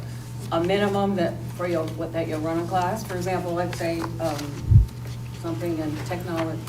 Yeah. In terms of if we would choose to run something or not run something is the question, based off the number of students that request it. There's not a hard number, I think it depends. We also want to make sure that we have opportunities for AP level courses for students, so sometimes those will run with smaller numbers. But we're always trying to be as mindful of class sizes across all levels. So sometimes, as I mentioned, a class that we really want to run that isn't necessarily hitting that higher threshold, we have to make those difficult choices with that. And we'll blend like a language course of 4 and 5 to combine to get the numbers and run one section. So in a smaller high school, you know, we have to be resourceful in how we do that. Advanced placement, you're looking at a smaller percentage, but we're recognized in Connecticut for the numbers of students that do take advanced placement, which earn college credit, which put us on a list to get into very competitive colleges for those who, you know, apply to those schools. So at the high school, it's very difficult to look at. We cap our elective courses at around 15 for safety, and we're constantly running those classes and then not running them because we don't have enough FTEs to teach them. You know, the auto shop is sold out per se every year, every class. Culinary now sold out every class, and we cap, and some kids can't get that class till the next year. Yeah, culinary will have 50 students that request it that won't get it every year. Yeah, so it'll Okay, always. but, so, again, going back, like, say, a ninth, what's the typical 9th grade English class size? For a level 2 class, so for a class that has an inclusion-based model, we try to keep those lower, so that can be anywhere between 15 to 20 students. And then in our level 1 classes, those will be greater, 20 to 25. Okay, so then I'm confused, because in this impact, you talk about you had to combine levels. Yeah, so that is something that is happening, not in our ninth grade or our 10th grade or our 11th grade, but with our electives, though, that's when that is happening. So, for example, seniors, they all have to take a 4th year of English. At that level, because we offer different types of classes, we would have to have, let's say, a level 1/a level 2 class for a sports stories class or a media literacy class. So those classes will be larger, not necessarily in size sometimes, but it's in terms of what the teacher has to prepare for. So you're, accommodating a student that maybe has an IEP, collaborating with a special ed teacher, and then you have a student that potentially could be in an AP course, but is choosing to take a level 1 course. So especially as we get up into those higher levels, that happens more frequently. And you don't get teachers don't have any problems with those combinations? Well, I mean, we have wonderful staff who love students, who are going to do everything they can, but I'd stand here and I would advocate that we would love to have that English teacher back. We would love to have that math teacher back that we lost. I'd love to have a tech teacher. There's so many wonderful things that we can do, and we're really limited. We're resourceful, we're mindful and with how we schedule, but we understand that there's constraints. So we're going to do what we have to do, but would I want better for my teachers? Absolutely. I appreciate your responses, thank you. Okay. One of the things that I am concerned about, and I've gotten a lot of comments from people in town, that's the activity fee, okay? How much money have you actually taken in as a result of charging for the activity fee? Our goal is to hit 71,000. That was our number that we're looking on, 10 to 11,000 shy of it right now, going into the spring for the first 2 seasons that we have not collected yet. So I'm pressed on it this spring being able to make that number at 71,000. Is that activity or sports? What's that? Is that activity or sports? That's the activity fee at $125 per high school student, capped at $250 if an athlete plays 2 sports. So our overall goal is to reach $71,000 to make this current year level. Now, even if a student is not involved in any activity, they still have to pay the activity fee? They pay a $30 fee at the 30 at the high school? 35. I'm sorry. So there's an 35. activity fee and there's a sports fee. 35. Okay, different. So They're actually everyone pays the different. 35, middle school is But- 20? 20. Have you, then my other question, because I've gotten some comments, is the late bus. I had a parent stop me the other day and she said, if it weren't for the special ed program at the high school, I would move from North Branford. She said, I love the program they have at the high school. However, my daughter stays after school for things. I have to leave my job and I have to go pick her up because there's no late bus. Now, it's my understanding it would be about $45,000 for a late bus. Why can't you look at your 2% fund to at least provide that late bus for students? I really feel that it's something that you should consider, and I think that, I don't understand why you can't look at that 2% fund for that particular the thing. late bus- And even look at maybe at that activity fee. I'm just. The late bus is a I'm hearing people it's a concerned about luxury. that. Not every district runs a late bus. It's something that we've been able to do. We combine, the middle high school kids to do that. We run 2 runs across town, to accommodate our students. The number fluctuates, but it's a real expense. So $45,000 is a half a teacher. So I could do that. I could eliminate. The 2% I'm already counting that is owed back to us to cover shortfalls for next year. I don't have $45,000. That's a simple answer. We did not want to eliminate the late bus. I did not want to charge students $125 to play a sport. I mean, these are decisions we had to make. Murray, they're tough decisions. We're not in favor of any of it. My administrators aren't, the board is not in favor of having to do those things. And the reality is, will that activity fee be in next year? If we don't, get to an, absolutely it will be, and it could be higher. The late bus isn't even in the budget for next year. It's not included. No, I know that. That's, So, but my understanding is it would be $45,000. Those are hard decisions, and there'll be many more hard decisions. Those things won't be coming back. I'm worried about what we're gonna potentially lose, and I think there'll be a lot more attention in the community to what we lose than a late bus in an activity fee. So that's where we're at. I can't pull money from a rock, and that's just the reality of it. We're not in favor of it. We don't want to do it. And I'm short $11,000 towards my 71,000 because it's a stress on people, and we become tax collectors. And we have to call and we have to badger people in order to, be able to play a next season by constantly, and some of you sitting at the table have gotten those reminders of, monies are due the next season in order to be able to participate.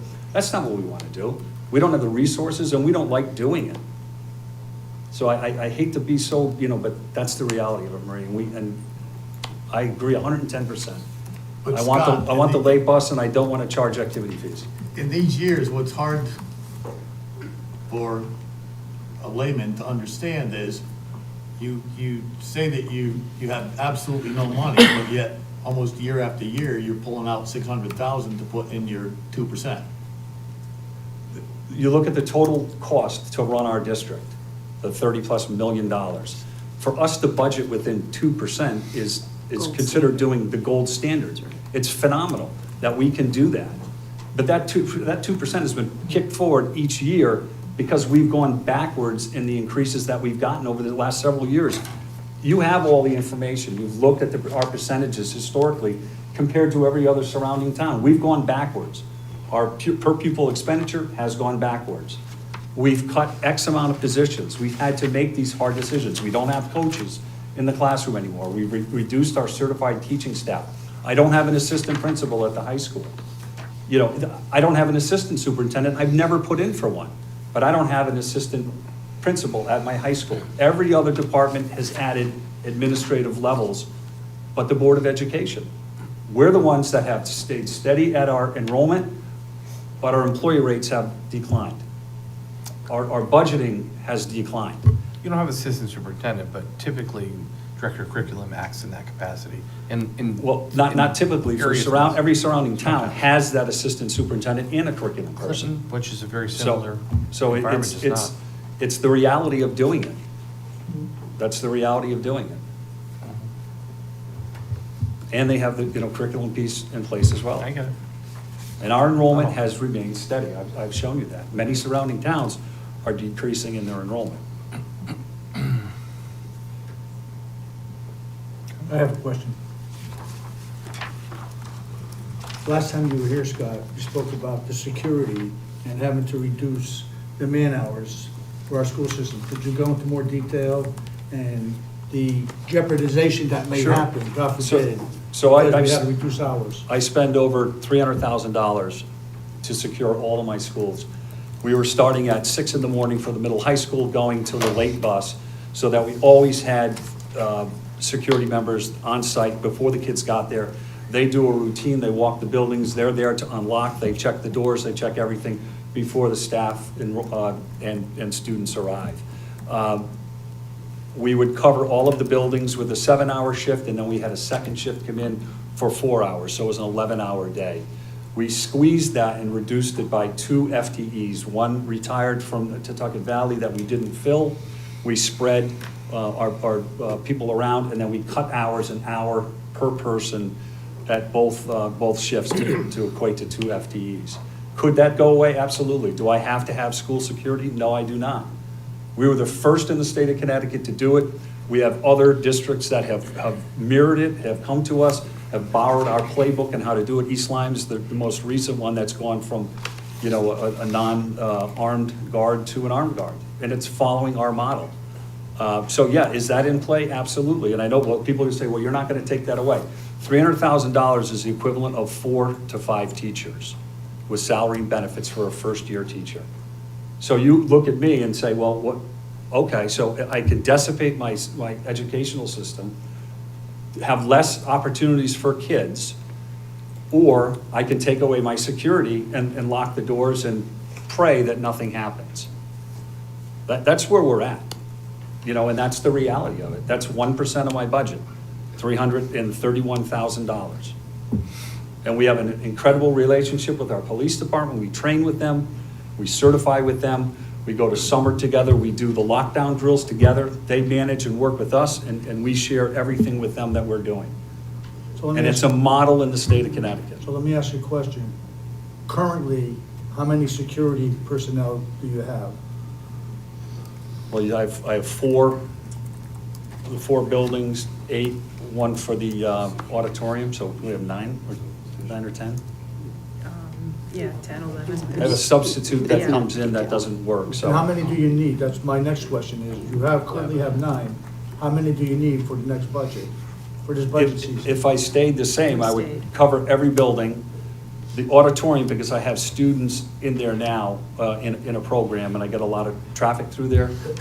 So if we stayed the same, I guess it would be 10. We currently have 11. So probably 10 to keep it level. All right, so has anybody, you were talking about, what's the difference between the sport fee and an activity fee? Everyone pays an activity fee, it doesn't matter. So every student at the high school pays $35. Every And if- student, no, it doesn't matter what they do. And Everyone if at they the don't middle pay it, school. what happens? We badger them. Right, I mean, we badger them for the fee. We get good success with, with that fee. I just have I mean, I'm not a parent anymore, but I am a grandparent, but I know if somebody was badgering me, I'd say, I pay taxes, what do you want? No, what- Activity fee. It's not something that we want to do. A lot of districts have come to this and have to do it. Activity fees. I mean, I'm assuming it's if you pay viable. Little League in North Branford now to play a condensed season with a uniform is about $250 for a short season. If you play youth football in North Branford, it's probably over $400 for a short season. So the numbers aren't, if you play travel sports, you're paying $1,500 for an outside activity. 3,000. So we're trying to be as fair as we can. You look at a sport like hockey, go play hockey. Oh, yeah, right. Who said 4,000? U12 hockey. Yeah, we have AAU hockey. baseball's, So, I mean, AAU baseball's 3,000. right, so, I can't say it enough that we don't want to do it, but we're in a position where we had to do it. We had to find that money somewhere. And the biggest thing we wanted to do was to retain our teaching staff and our security and our paraprofessionals. And so what you're basically saying that security is going to be in jeopardy.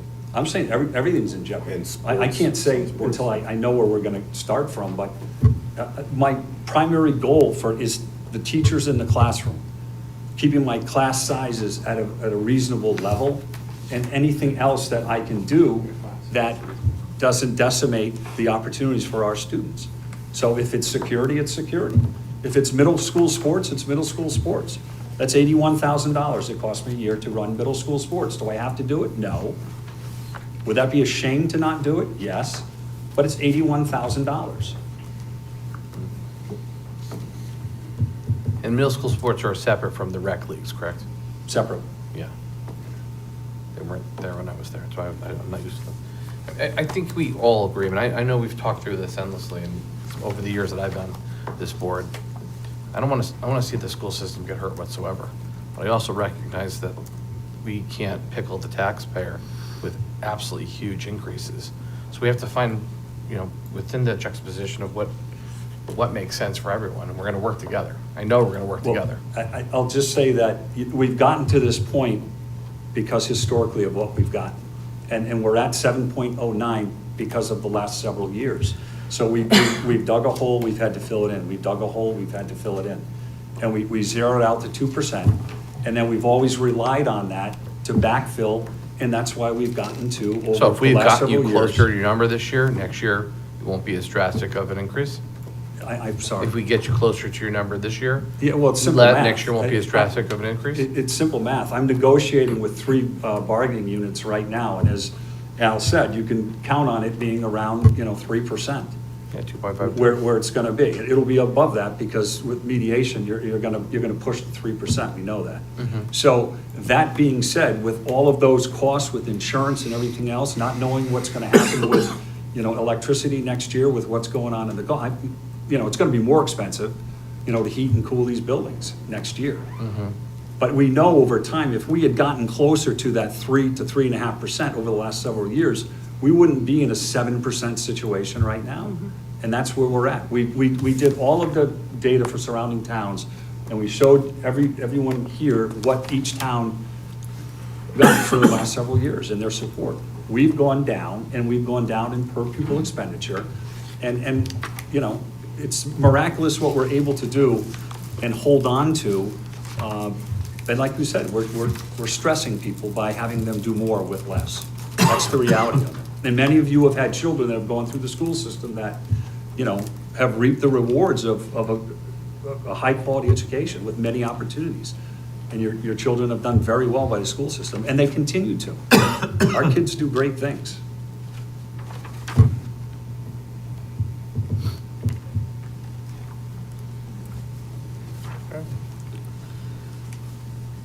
Does anyone have any other questions on education?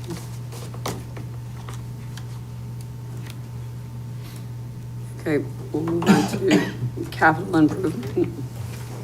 Thank you. Next.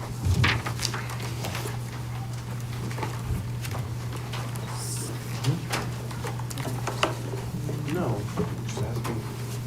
It's his job to handle it. So on capital, there were several items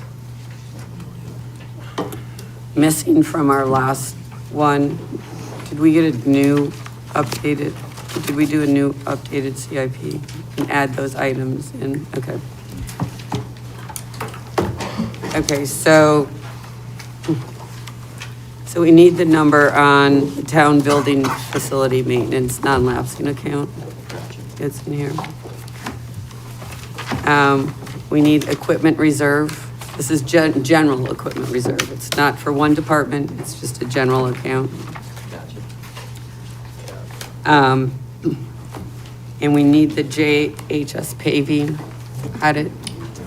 I don't care where, put it under Public Works, put it under Education, I don't care where it goes.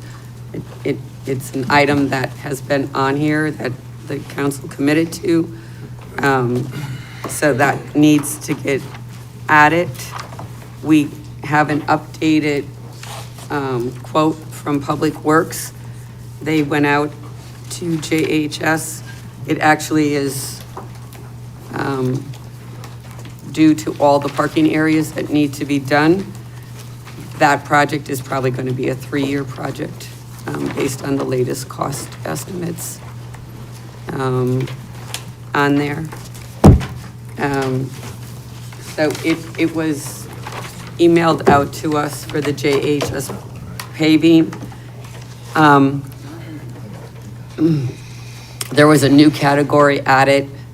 One of the areas that needs to be done, and the decision is, do we do granite curbing or do we just do the asphalt curbing? Recommendation from Public Works, Building Committee, everyone else in the field, is that granite curbing, even though it's more expensive in the beginning, is the way to go. Last year, we repaved the Totucket Valley parking lot. They have granite curbing that was installed initially, and that school was built in 1972, and it's still in great condition. We had to do nothing with the curbing. So that is an example of paying the extra money and putting it in.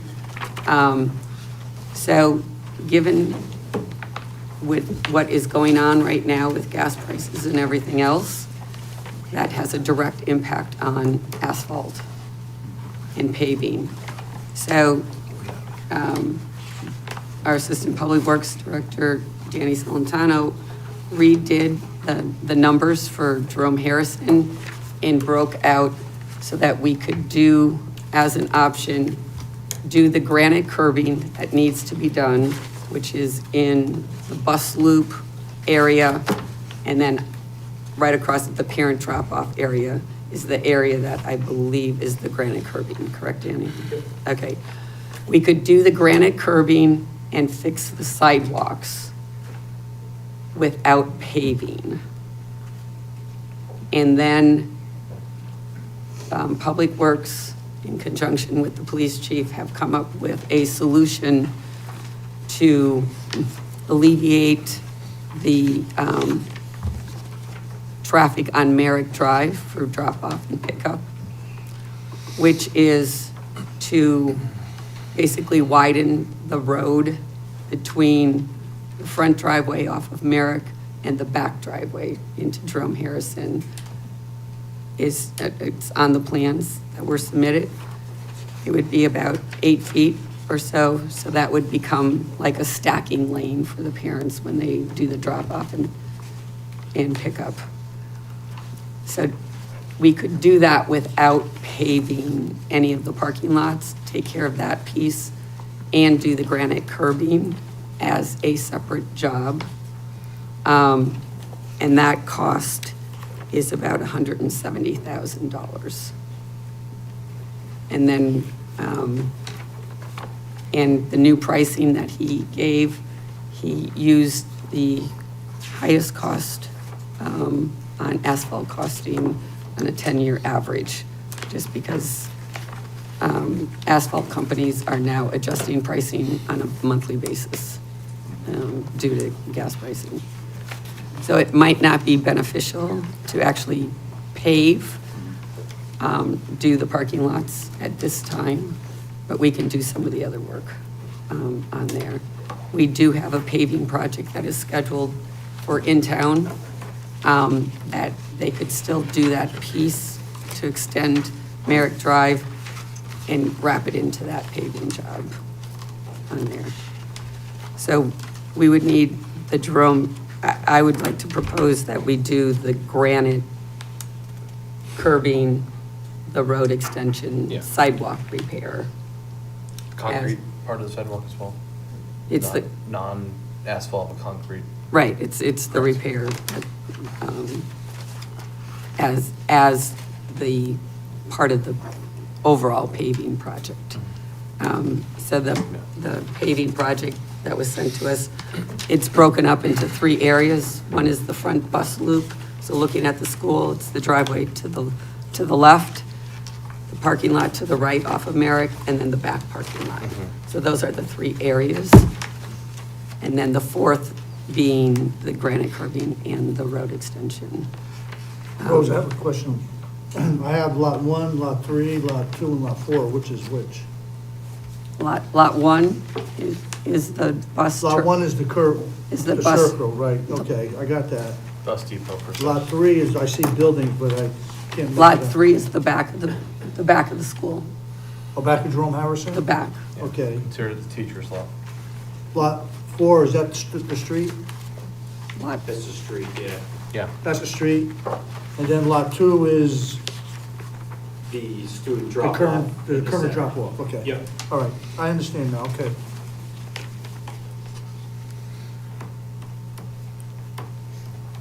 so I'd like to add that to the CIP. You want to map the other ones out, one a year for the next 3 years, or what do you,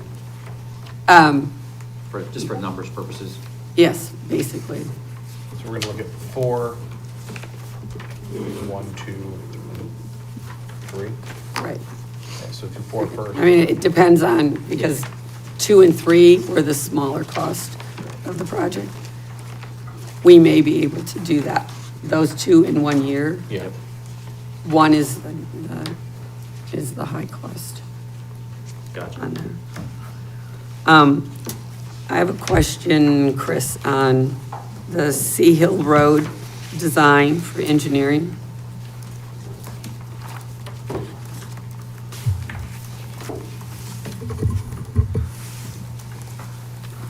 So has that's another LoTSIP project, has that been approved? Yes, so both projects have received their commitment to fund. So they're in the pipeline and there are active funded projects. So for Sea Hill, it's, there's no specific time frame when it has to be completed by. We just have to keep updating the SCROG if we do change when we're going to do the construction, so that when they do their budgeting, that'll fit into there. So this is my understanding that we may try to extend the design phase over the next 2 years. And that would not be a problem with the funding that's already been committed. We would be able to do that. And we could do, phase 1 could be the survey, wetlands, preliminary design, public hearing for the first fiscal year. And then we just push the construction off a season.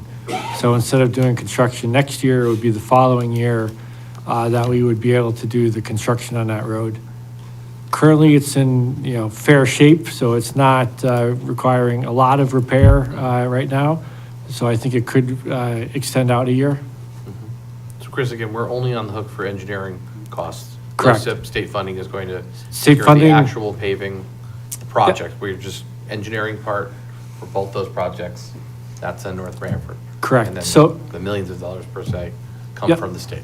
Yes, and so, as I mentioned before, for this project, this type of project funding, the LOTSIP, it's based upon what the bid prices are.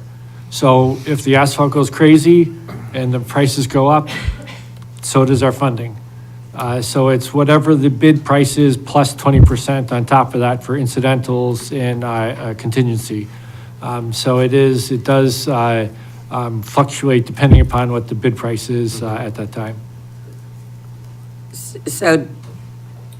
So is $200,000 the total anticipated engineering cost? Correct, yes. So there'd be no change in that if the project cost goes up? Correct. Okay. Yep, so the actual inspection part of it can be included in the contingency or incidentals as part of the funding of the construction phase of it. So, the engineering design work would be the $200,000. Just for Sea Hill. Just for Sea Hill. So 60 it is was, for the- it was about $160,000 for Twin Lakes. And, based upon, contingency, giving us another year out for the proposals, just want to make sure that we have enough funding and we wouldn't have to come back for additional funding. And that's why we went with the 200,000.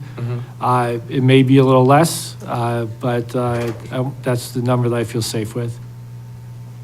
Right, so that could be split up. Yes.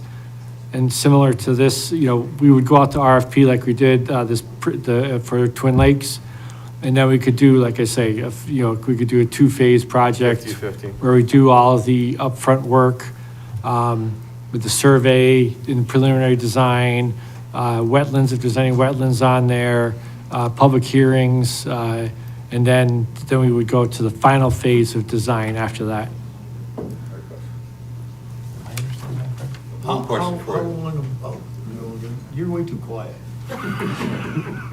One question about Sure. Twin Lakes.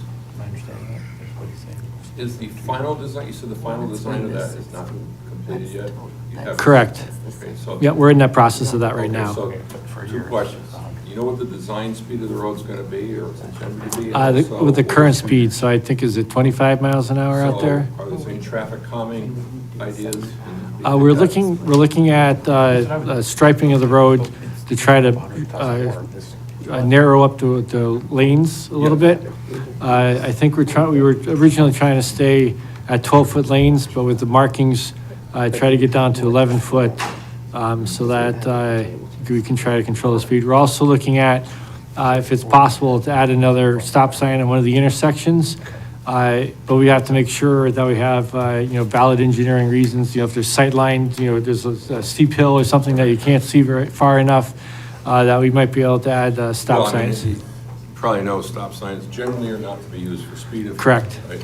So, what about speed humps? Has that been looked at too? No, we don't like to look at the speed humps. That's just not something we want to put out in the roadway.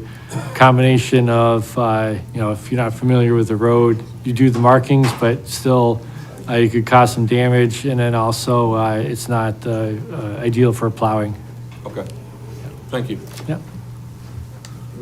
What's the, I haven't seen a map, I don't know if you ever handed it out. What part of Twin Lakes are you doing? So we're doing from Route 80 to Queech. Okay, all the way to Queech? Yes, yeah. So like for the engineering, do we still have the engineering from when we did? Because we did from the Circle to Queech maybe 20 years ago. I think it was back 30 years ago, was it, Fran? I think, Yeah. back in the Yeah, 90s? Yeah, the engineering, yeah, So but Franny, let's date ourselves. And they, When did they do Sea Hill? Sea Hill in 1990, 90 and 91. So do we have the engineering for that too? So that was the basis of their design. So they, So the basis of their design was based. yep, they on took that. those plans. So when they did it in 19, whatever, 'cause I was building up there, so I saw it being done. They did a good job. And that road is in decent shape. So the engineering, when they did it then, there wasn't much drainage or anything else. And when they did it then, they put it in.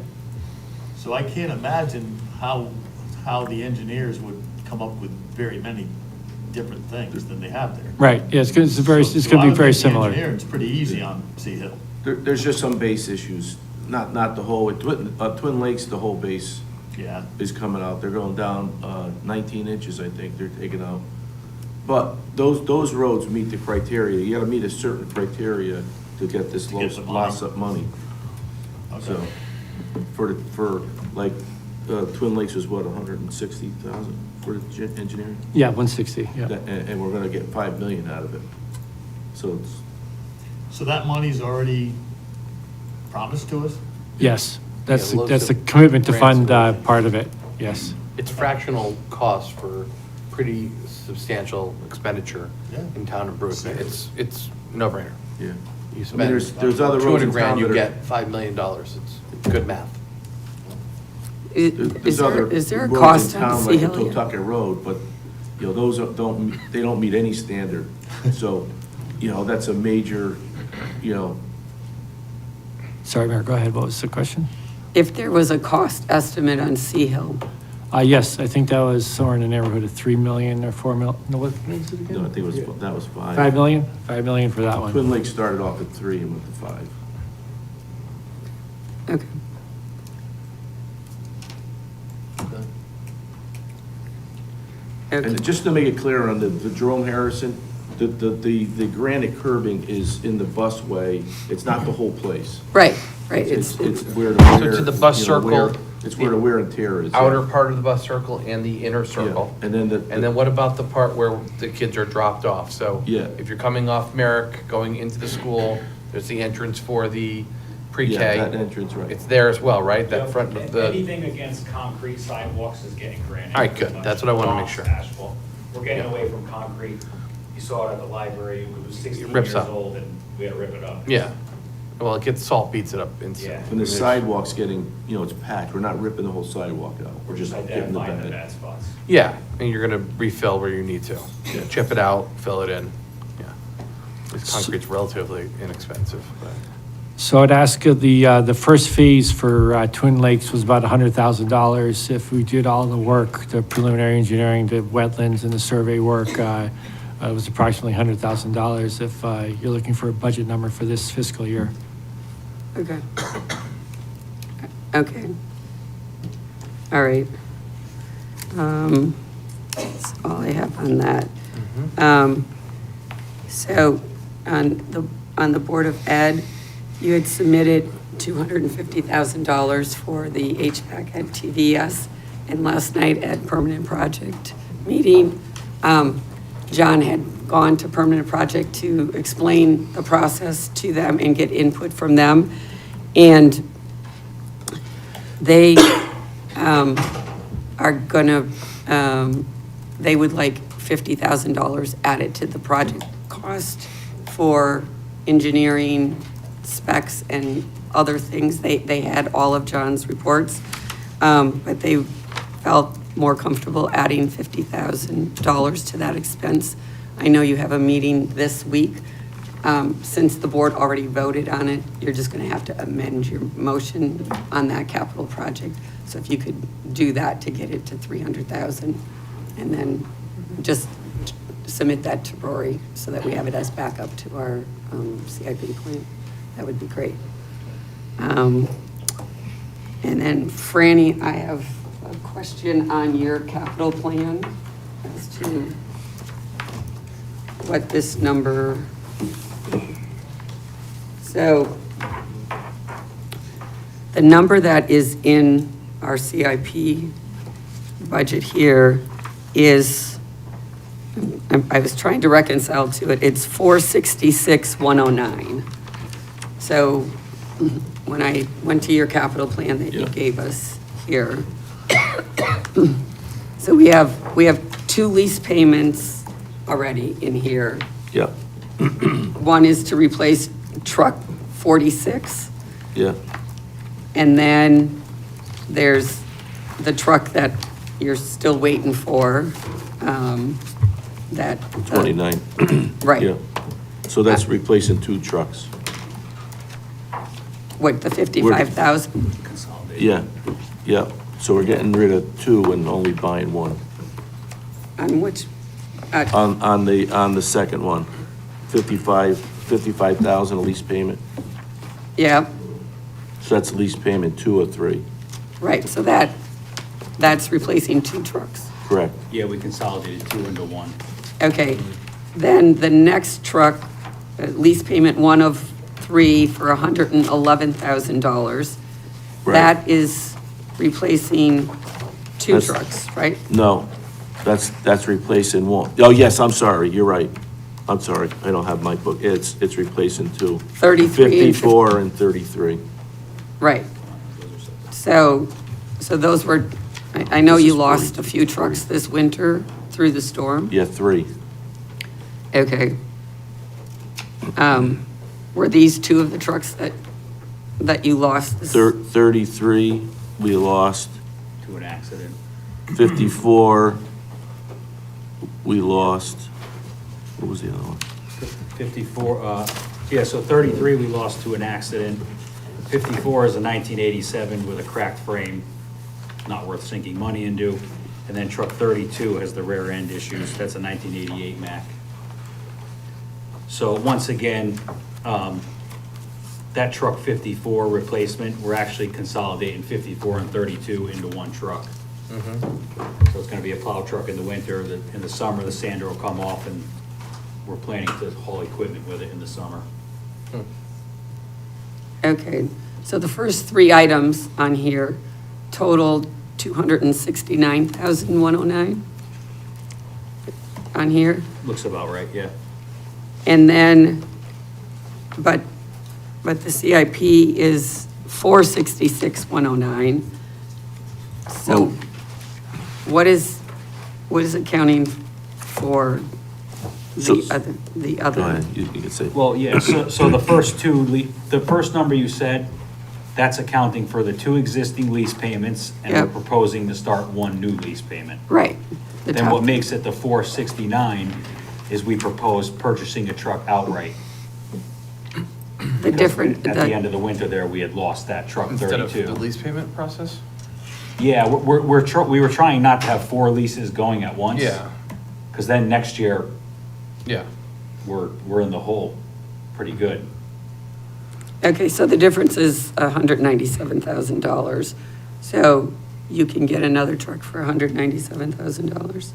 Because that, I mean, that, the difference between 269 and Oh, 4. Rory did it as a lease. Oh, okay, we didn't know that. Yeah. But that's supposed to be an outright purchase. No, it's a lease. Sorry? Another lease. Oh, it is another lease. Okay. We had it in as a purchase, they Okay. changed it in the process to a lease. Okay. And then you also need the Toro mower. Yeah. That's in the 466 number. Well, that's what I was wondering, what made up that 466? Yes. Okay. So on the budget that was given to us, you took the 246 and divided it over 3 years, Correct, and then added the mower, correct. And didn't do the excavator that he wanted. Right. right? Cut that. Right, okay. And the small equipment reserve is a separate line item. Correct. on there. And the wash pay is a separate item. And these items are available for purchase as well. I know we've been waiting on the truck for 2 years. Yeah, we Yeah. have one we got one in, yeah, and this other one has been sitting. Well, it takes a year, almost a year to build, Yeah, or if you can get them. yeah. They're backed up like anything else. if So we're it's gonna be backed up, hurting in the winter. If we're paying lease-wise, we're paying, it's a lease to own. It's not like you're leasing it like you do with a car. It's important for people to know that. So you're paying installments, we call it a lease. But So we if you- actually if you're paid. paying, if it's not available for 2 years, are we still making installments for 2 years and then it's 50% of what the cost is when we get it per se? Usually by the time we get it, we almost paid for About it. 50%, okay. The problem is having all those leases, like next year, we're Yeah. dead in the water. We just lost a transmission in a truck 3 weeks ago. That's getting fixed now. So if, on the truck that you put in to purchase outright, the 246, it's replacing truck 42? That's replacing truck 32 and 54. So 32 is a 1988 Mack, lost the rear end over the winter, and 54 is a 1987 Ford that cracked the frame. We're gonna consolidate the two trucks into one. We're gonna make it a multi-purpose truck.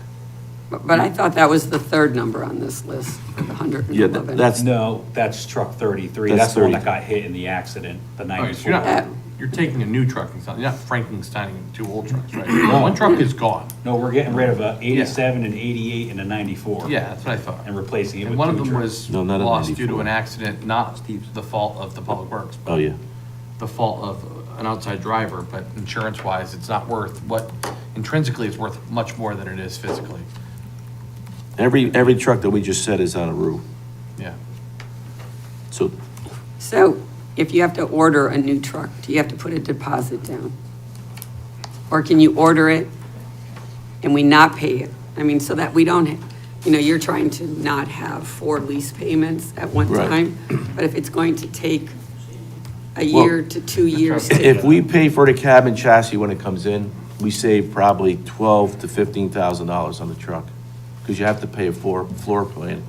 So the truck comes in, and then we pay it at the end, but it goes to the body company. Body company's at least a year out. So the body that company's truck making the sits there box for a and the year. dump. Okay. So we're kind of like paying the interest on it until we get to, so if we could do it, when the truck comes in, if we pay for a cab and chassis, then it's a $12,000 to $15,000 on each truck. So you're talking 3 trucks right there. Yeah. So you have to pay the floor plan. Okay. It's just something to think about. I mean, it's another way to save some money. Yeah, it's $30,000 to $45,000 savings if you do it upfront. I understand. You're thinking like engine one roofs? Pardon me? You're thinking like doing like an engine one deal? Yeah. Commit Yeah. to it, but pay down the road? Yeah. Right. It needs Yeah. to, it needs the money. We've done that in the past, we've committed, because the trucks are getting ordered now. If we wait for July, you're 2 years out easily. You won't even get the truck for 2 years. And I have a question. What's Yeah. a floor plan? Well- What's a floor plan? The floor plan is that when they deliver the truck, Yeah, the dealer gets no money. They pay a floor plan to the manufacturer. So when it that sits truck. on the lot and you gotta pay for it? Well, yeah, because you're sending the truck to go get your bodies put on it. Different vendor. It's in the The same body itself pack. comes from Mack or from Ford or something like that? No. And it's just a chassis and a cab? And then you outfit it with a dump body, a box body, Plow. whatever it is that they need. That's coming from a whole different, that's not made by Ford or Mack, that's made by. So we, the outfit So it's company. like leasing a spot on the dealer's land? yeah, basically. Oh, you're kidding. So you pay for that, because they're not getting any money from us. That thing is just sitting there, so the dealer has to pay. So if we pay for the cab and chassis, and they pass it on to us, obviously, we could save between 12 and 15,000 on each truck. I didn't know what dealers do with the floor, but I didn't know what the floor plan was, thank you. There you go. Yeah, that comes in from the factory to the dealer, and then, And then they charge you for the space that it's sitting there for a year? yeah, like if you go buy a car, you pay for it when you get it. Okay. We don't pay for it. until I'm we get assuming the there's day to no deliver. demo ones, like there's nothing out there that's available where we can save money that's built, where we can purpose it. Not on the plow side, no. Yeah, because they're. I mean, if you're buying just a tractor, yeah. Yeah, that's what I figured as much. Yeah, it's all special equipment Had to have now, with special. all the spray equipment, all the hydraulics are different. Yeah, yeah. Good control, the controls for the sanders, all there, it's all computerized now. I understand. So it's custom. So little trucks, yeah, Yeah, they're different. sure. Okay. Does anyone else have any questions for Franny? Okay, fire. Thank you.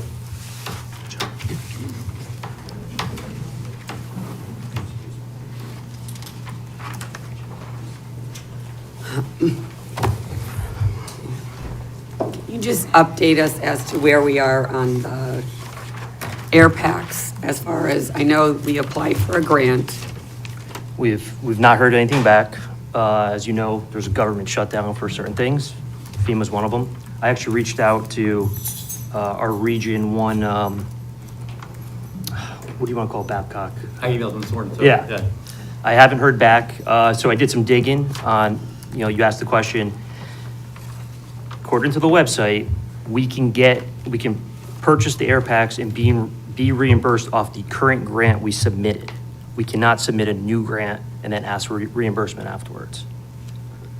So we submitted a grant a while ago. December of '24.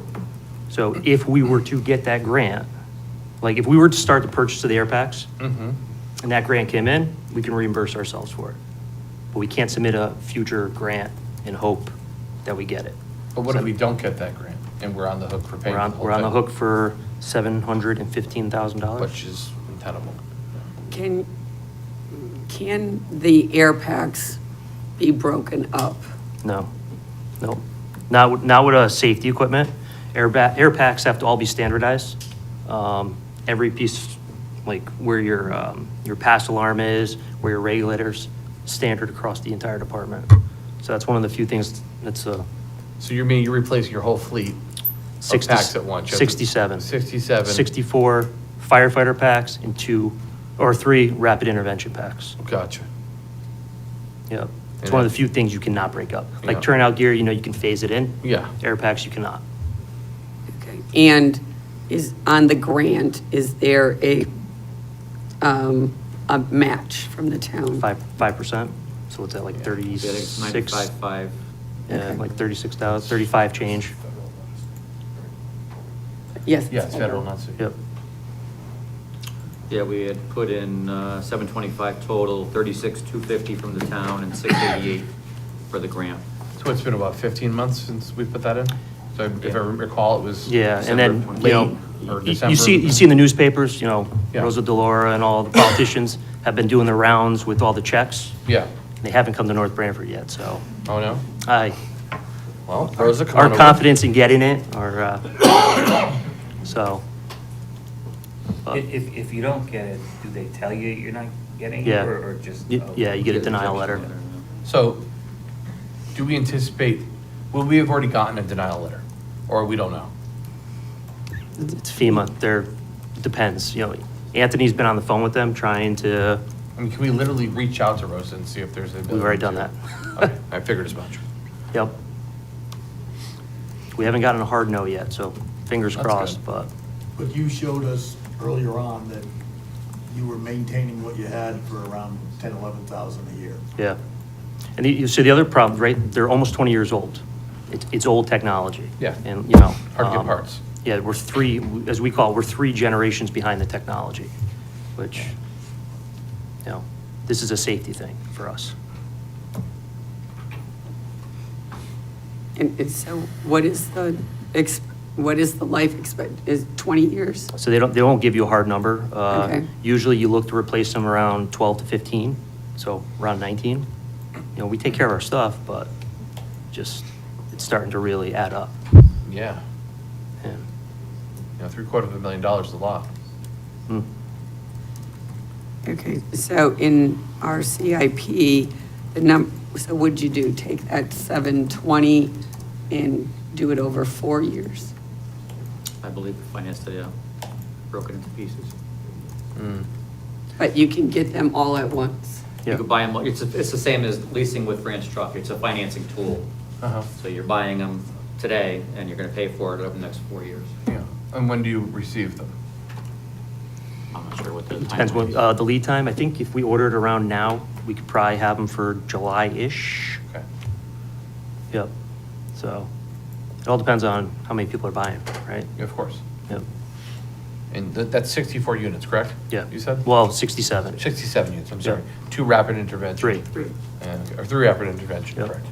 64, that's where I got the 64 number, okay. What about compatibility with neighboring units? That keeps us compatible with everybody. So, as we say, interoperability, like, we have it. Good. And that's why we didn't want to switch brands and stuff like that.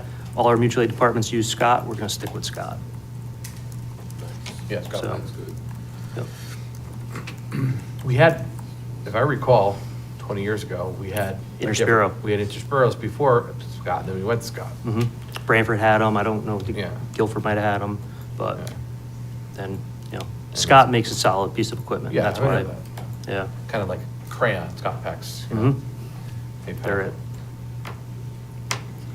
And then you had also talked about the gear washer and dryer. Yep.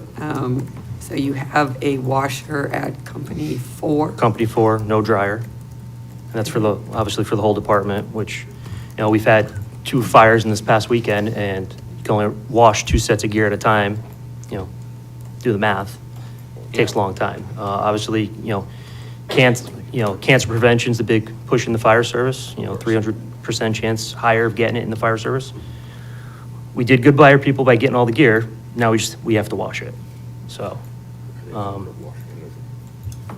A set, they're asking for a set. a washer. Yeah, I mean, I've obviously, over the next 3 years, phased it for all the stations.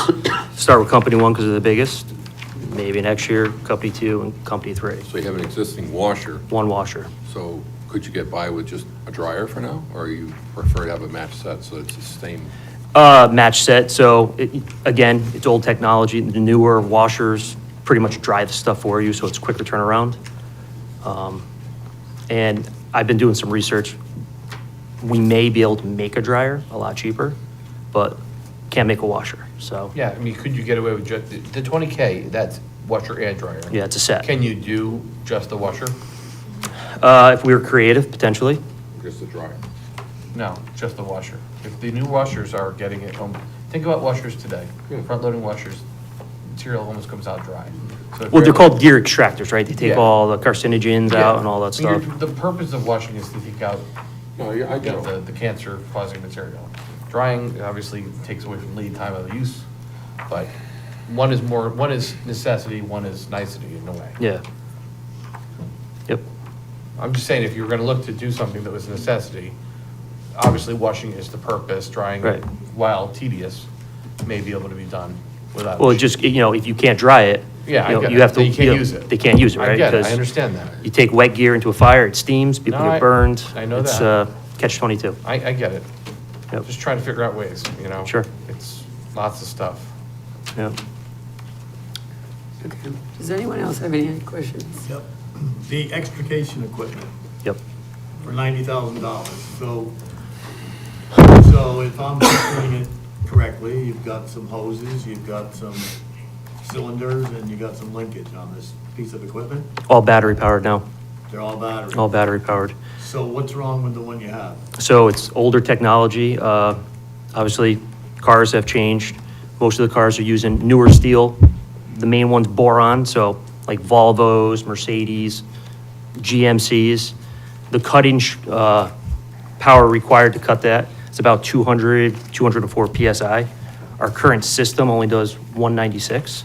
So I'm not saying it would occur, but there's a chance we could have an accident and not be able to cut the people out.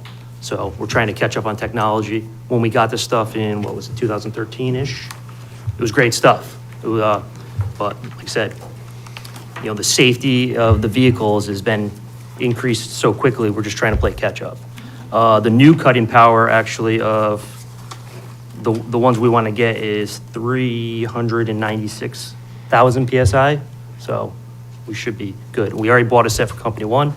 Now we're just trying to get a set in the northern section of town. Yeah. Do you typically roll apparatus if there's extradition, typically that you're going into that type of environment a little bit later in the call. Yeah, And I mean, you're gonna that get multiple piece- heavy rescues, but, Yeah, I mean, it'd be nice to have it, but you can get that piece technically Yeah. to the scene. but, trauma, Obviously, I get it. the golden hour, Yep, right? Of course, I get it. You get in an accident, what do the people need? They need a trauma surgeon. We got to get them there as quick as I know, possible. I get it. We got the paramedics, we just got to get them out of the car now. Yep. So you're saying that the one you have won't cut into these cars? It won't cut that type of steel. I'm not saying that every car has that type of steel, but those types, Lexus, Volvo, some Fords, some GMCs. I mean, most cars are made out of plastic now. Yeah, but, the passenger compartment, A, B, and C posts.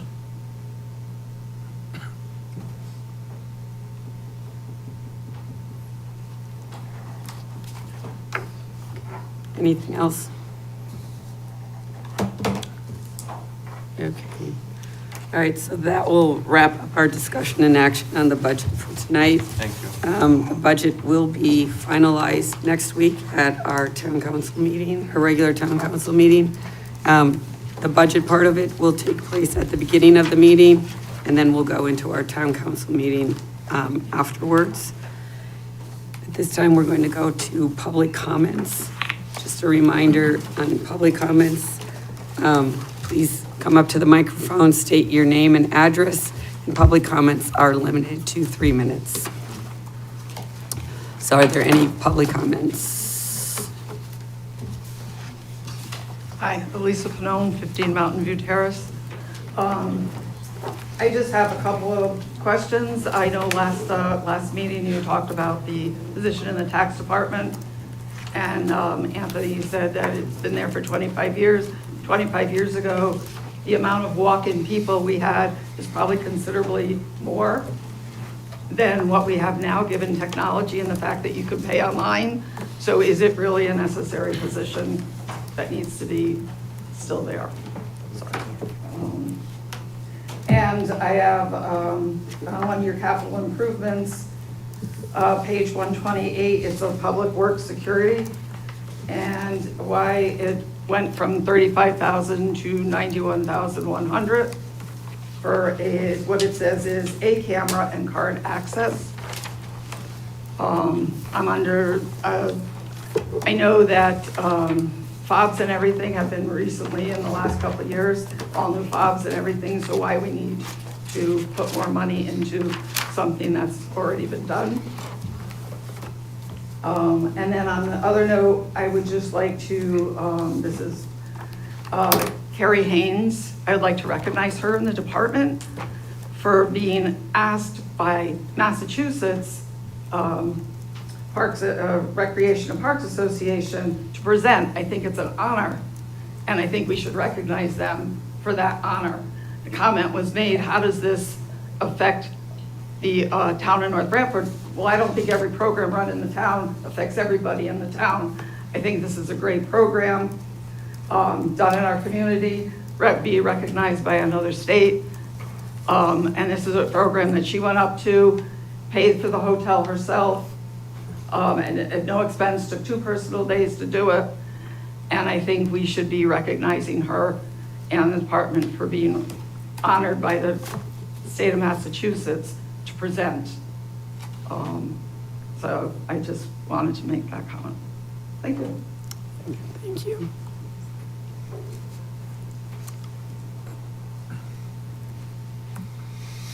Hi, I'm Courtney Grimes, 25 Woodvale Drive.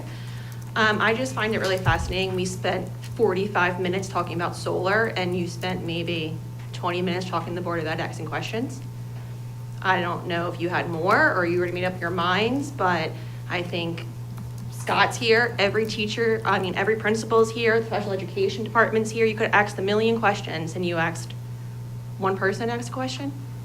Maybe think a little bit harder about questions that you need to ask the Board of Ed or how they could spend money for everyone. When you talked about classroom size and the high school principal came up and talked about IEP kids, my ears perked up right away. I have IEP kids.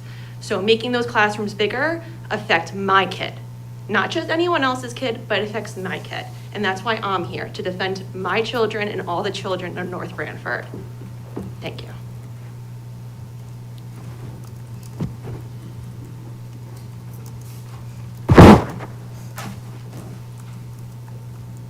Cliff Potter, Northford, gonna talk trash. You know, need the 2 pickups, and by having an in-town caring contractor working with us, we've been able to save that. I don't know if you noticed the internet or in the register, I don't know where I noticed it. North Haven has a great big problem because they made that road that goes where Keegan's used to be. I think they've called it Valley Service Road or something, and it goes to the back of Amazon.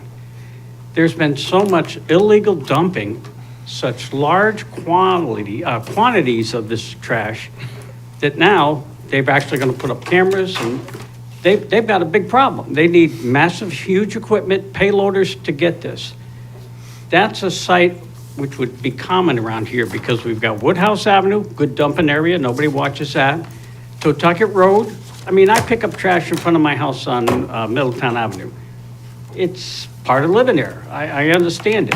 But I think if we don't have the large bulk pickup, or come up with some way to go in with Guilford, with their transfer station, or see if Bizzuto's, but I don't want poor Andy dealing with our citizens one-on-one. That's asking too much of Andy. He's got a lot going on. He's running a transfer station, but for a large quantity and contractors. So again, it's a necessary evil to have this bulk pickup. And if you look, people are good about waiting till it's time. But if we take it away, they're not gonna wait a year. And it's all gonna show up, and then that man there and his assistant would get stuck picking up everybody else's mess. But I know Andy works with us, and that should be thought of when it comes time for the contract.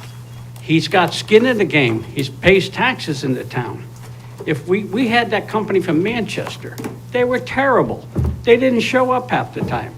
When you're not in the town where you live with your business, you're not going to get the same kind of service. So I appreciate that. And again, he was willing to work with you.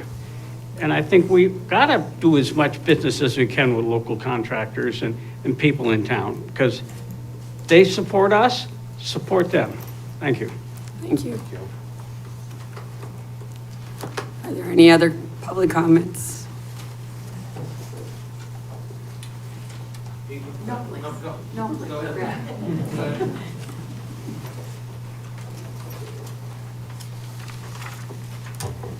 Hi, Kathy Downs, 67 Yale Drive in Northford. I noticed that 6 departments identified food as a line item in their budget, totaling $10,350 across 6 departments. So I'm just wondering if like that can be looked at as to why that is necessary. The library collects $4,800 in copy fees for printing and copying. On the website, it said they charge 10 cents per copy. You go to Staples, they charge 25 cents and up to 60 cents for color copies. Like, can we look at increasing that? I know it's not much, but you know, we're looking at every dollar, obviously. Even if it costs 20 cents to make a copy, that's still cheaper than Staples. Also, there was, we talked about the travel for the community center, you know, staff, the library staff have a travel of $33.55 for reimbursement, and I'm just wondering, does that align with their job offers as that was discussed for the community center, and is that, you know, necessary? I think also, you know, the library has a $1 million budget with $650,000 of that alone is spent on staff. And we have 2 libraries, and I know there's been discussion of, do we need to have 2 libraries? Looking at like the Starbucks now coming in, maybe if we were to decrease to just the Northford Library only, then that could maybe offer the North Branford Library, maybe to be sold for like commercial use, that, you know, and then you got the old ball field area there, maybe that could be used, sold for commercial use to kind of build up the town. Guilford has done a nice job of bringing in a lot of, you know, commercial space to increase their tax base, which we need to desperately do. The community center, maybe we could offer reduced membership for students in the summer. Again, it's not much, but maybe something. Also, the lights, and you know, lots of discussion on lights here tonight. The lights at the pickleball court in Northford are on until midnight. I haven't driven by past midnight because I'm sleeping, but I don't know what time they go off at. People don't need to be playing pickleball at midnight. How much are we spending on those lights? And certainly no one is at the pavilion since it's been built, so no one's there using the lights. Thank you.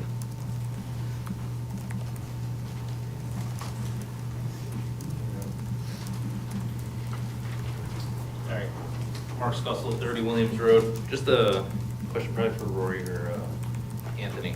What's the main purpose of keeping the general fund above 10%? Just to keep your accreditation of A+? Is that it? Yeah, when we go to bond debt, if we drop below that, we can get a decreased bond rating, which equals increased borrowing costs as a minimum. Right, so if we drop down to 10%, that would raise the mill rate to 0.6. stupid math, but it works. You wouldn't have to cut anything. Board of Ed gets their funding, everybody else gets their funding. Simple. Take money out of the general fund. I'm not sure where you got your figures from, because we asked. From the audit. Well, that was a year ago. So we Okay, did so they're ask. wrong? No, they're right, but then there's other things that are gonna get taken out of that. So we just got an update as to what the general fund is, and based on what is already committed, we're down to 11.07%. 11%, so you're using basically 4% of what the audit said. On what? Just what everybody's We using? use it, it's in the budget. We use $750,000 in the budget to reduce the mill rate. Open POs are estimated for the end of this year.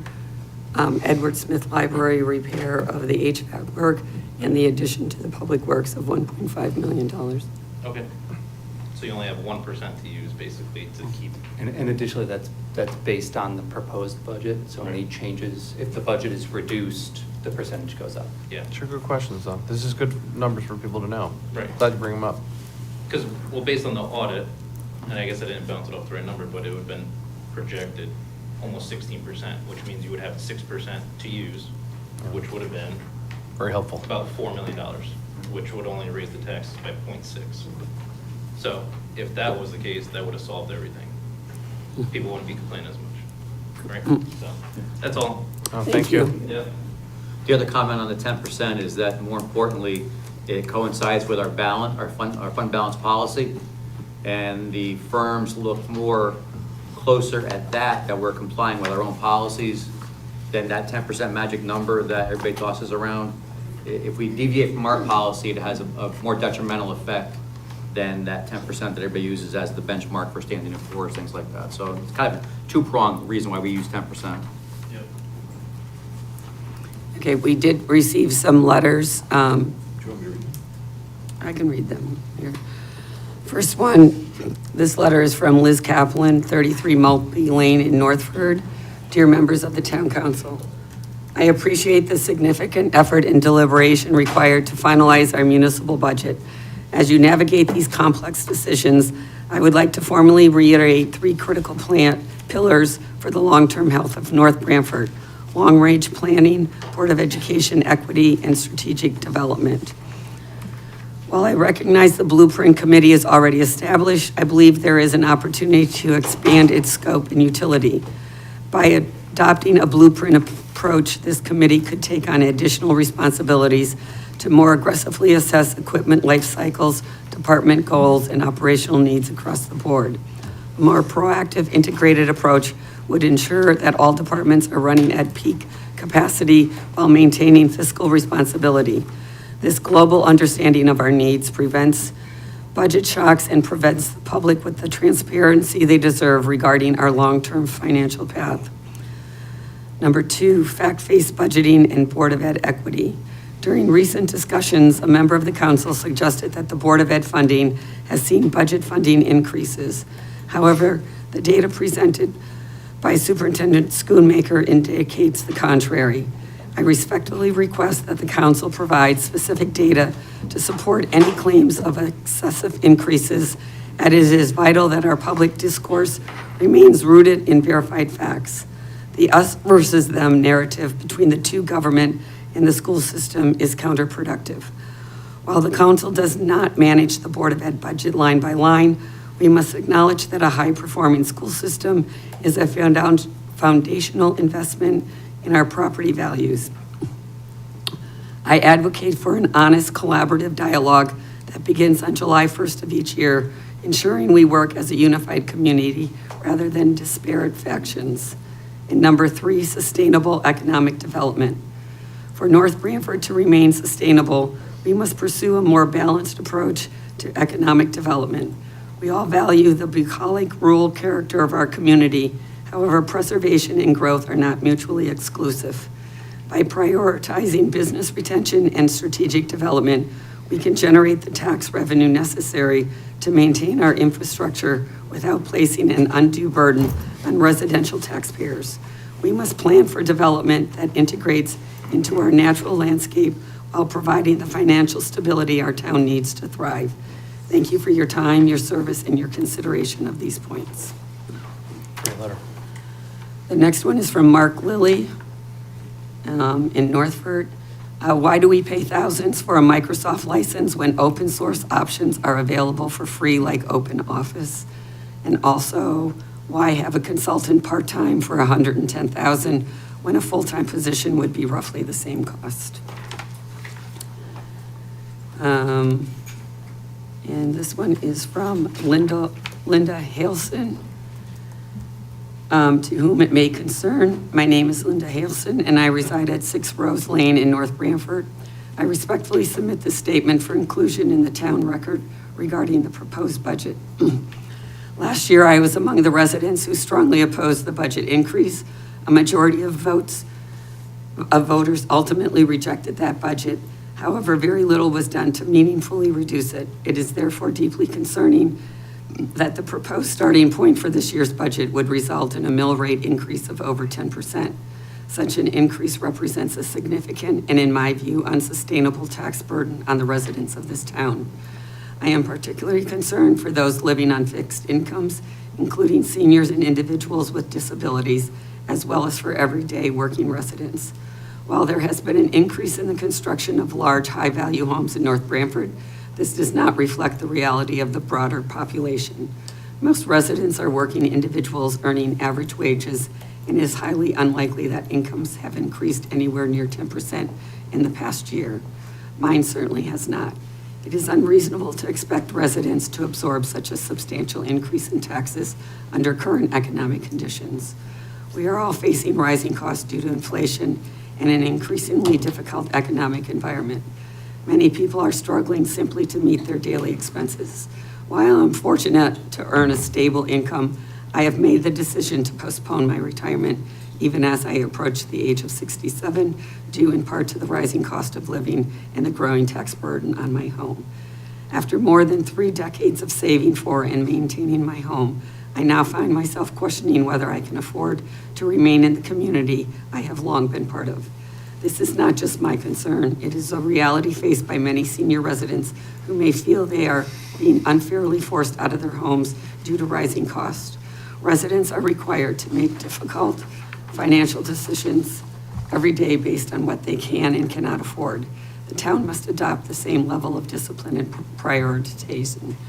I strongly urge the town to reconsider its spending approach and tighten its belt across the board. Also, as we said last year, a greater focus needs to be placed on attracting and developing businesses that can help broaden the tax base and alleviate the financial burden on residents. If the town intends to continue pursuing new expenditures, it must do so in a way that does not disproportionately impact those who can least afford it. A budget increase of the magnitude implied by the proposed mill rate increase is the equivalent of telling senior residents and average and lower income earners to go pound sand. Thank you. Are there any other public comments? You okay? Seeing none, do I have a motion to adjourn? Motion to adjourn? Second. All in favor? Aye. Opposed? Abstained? Motion carries. Thank you.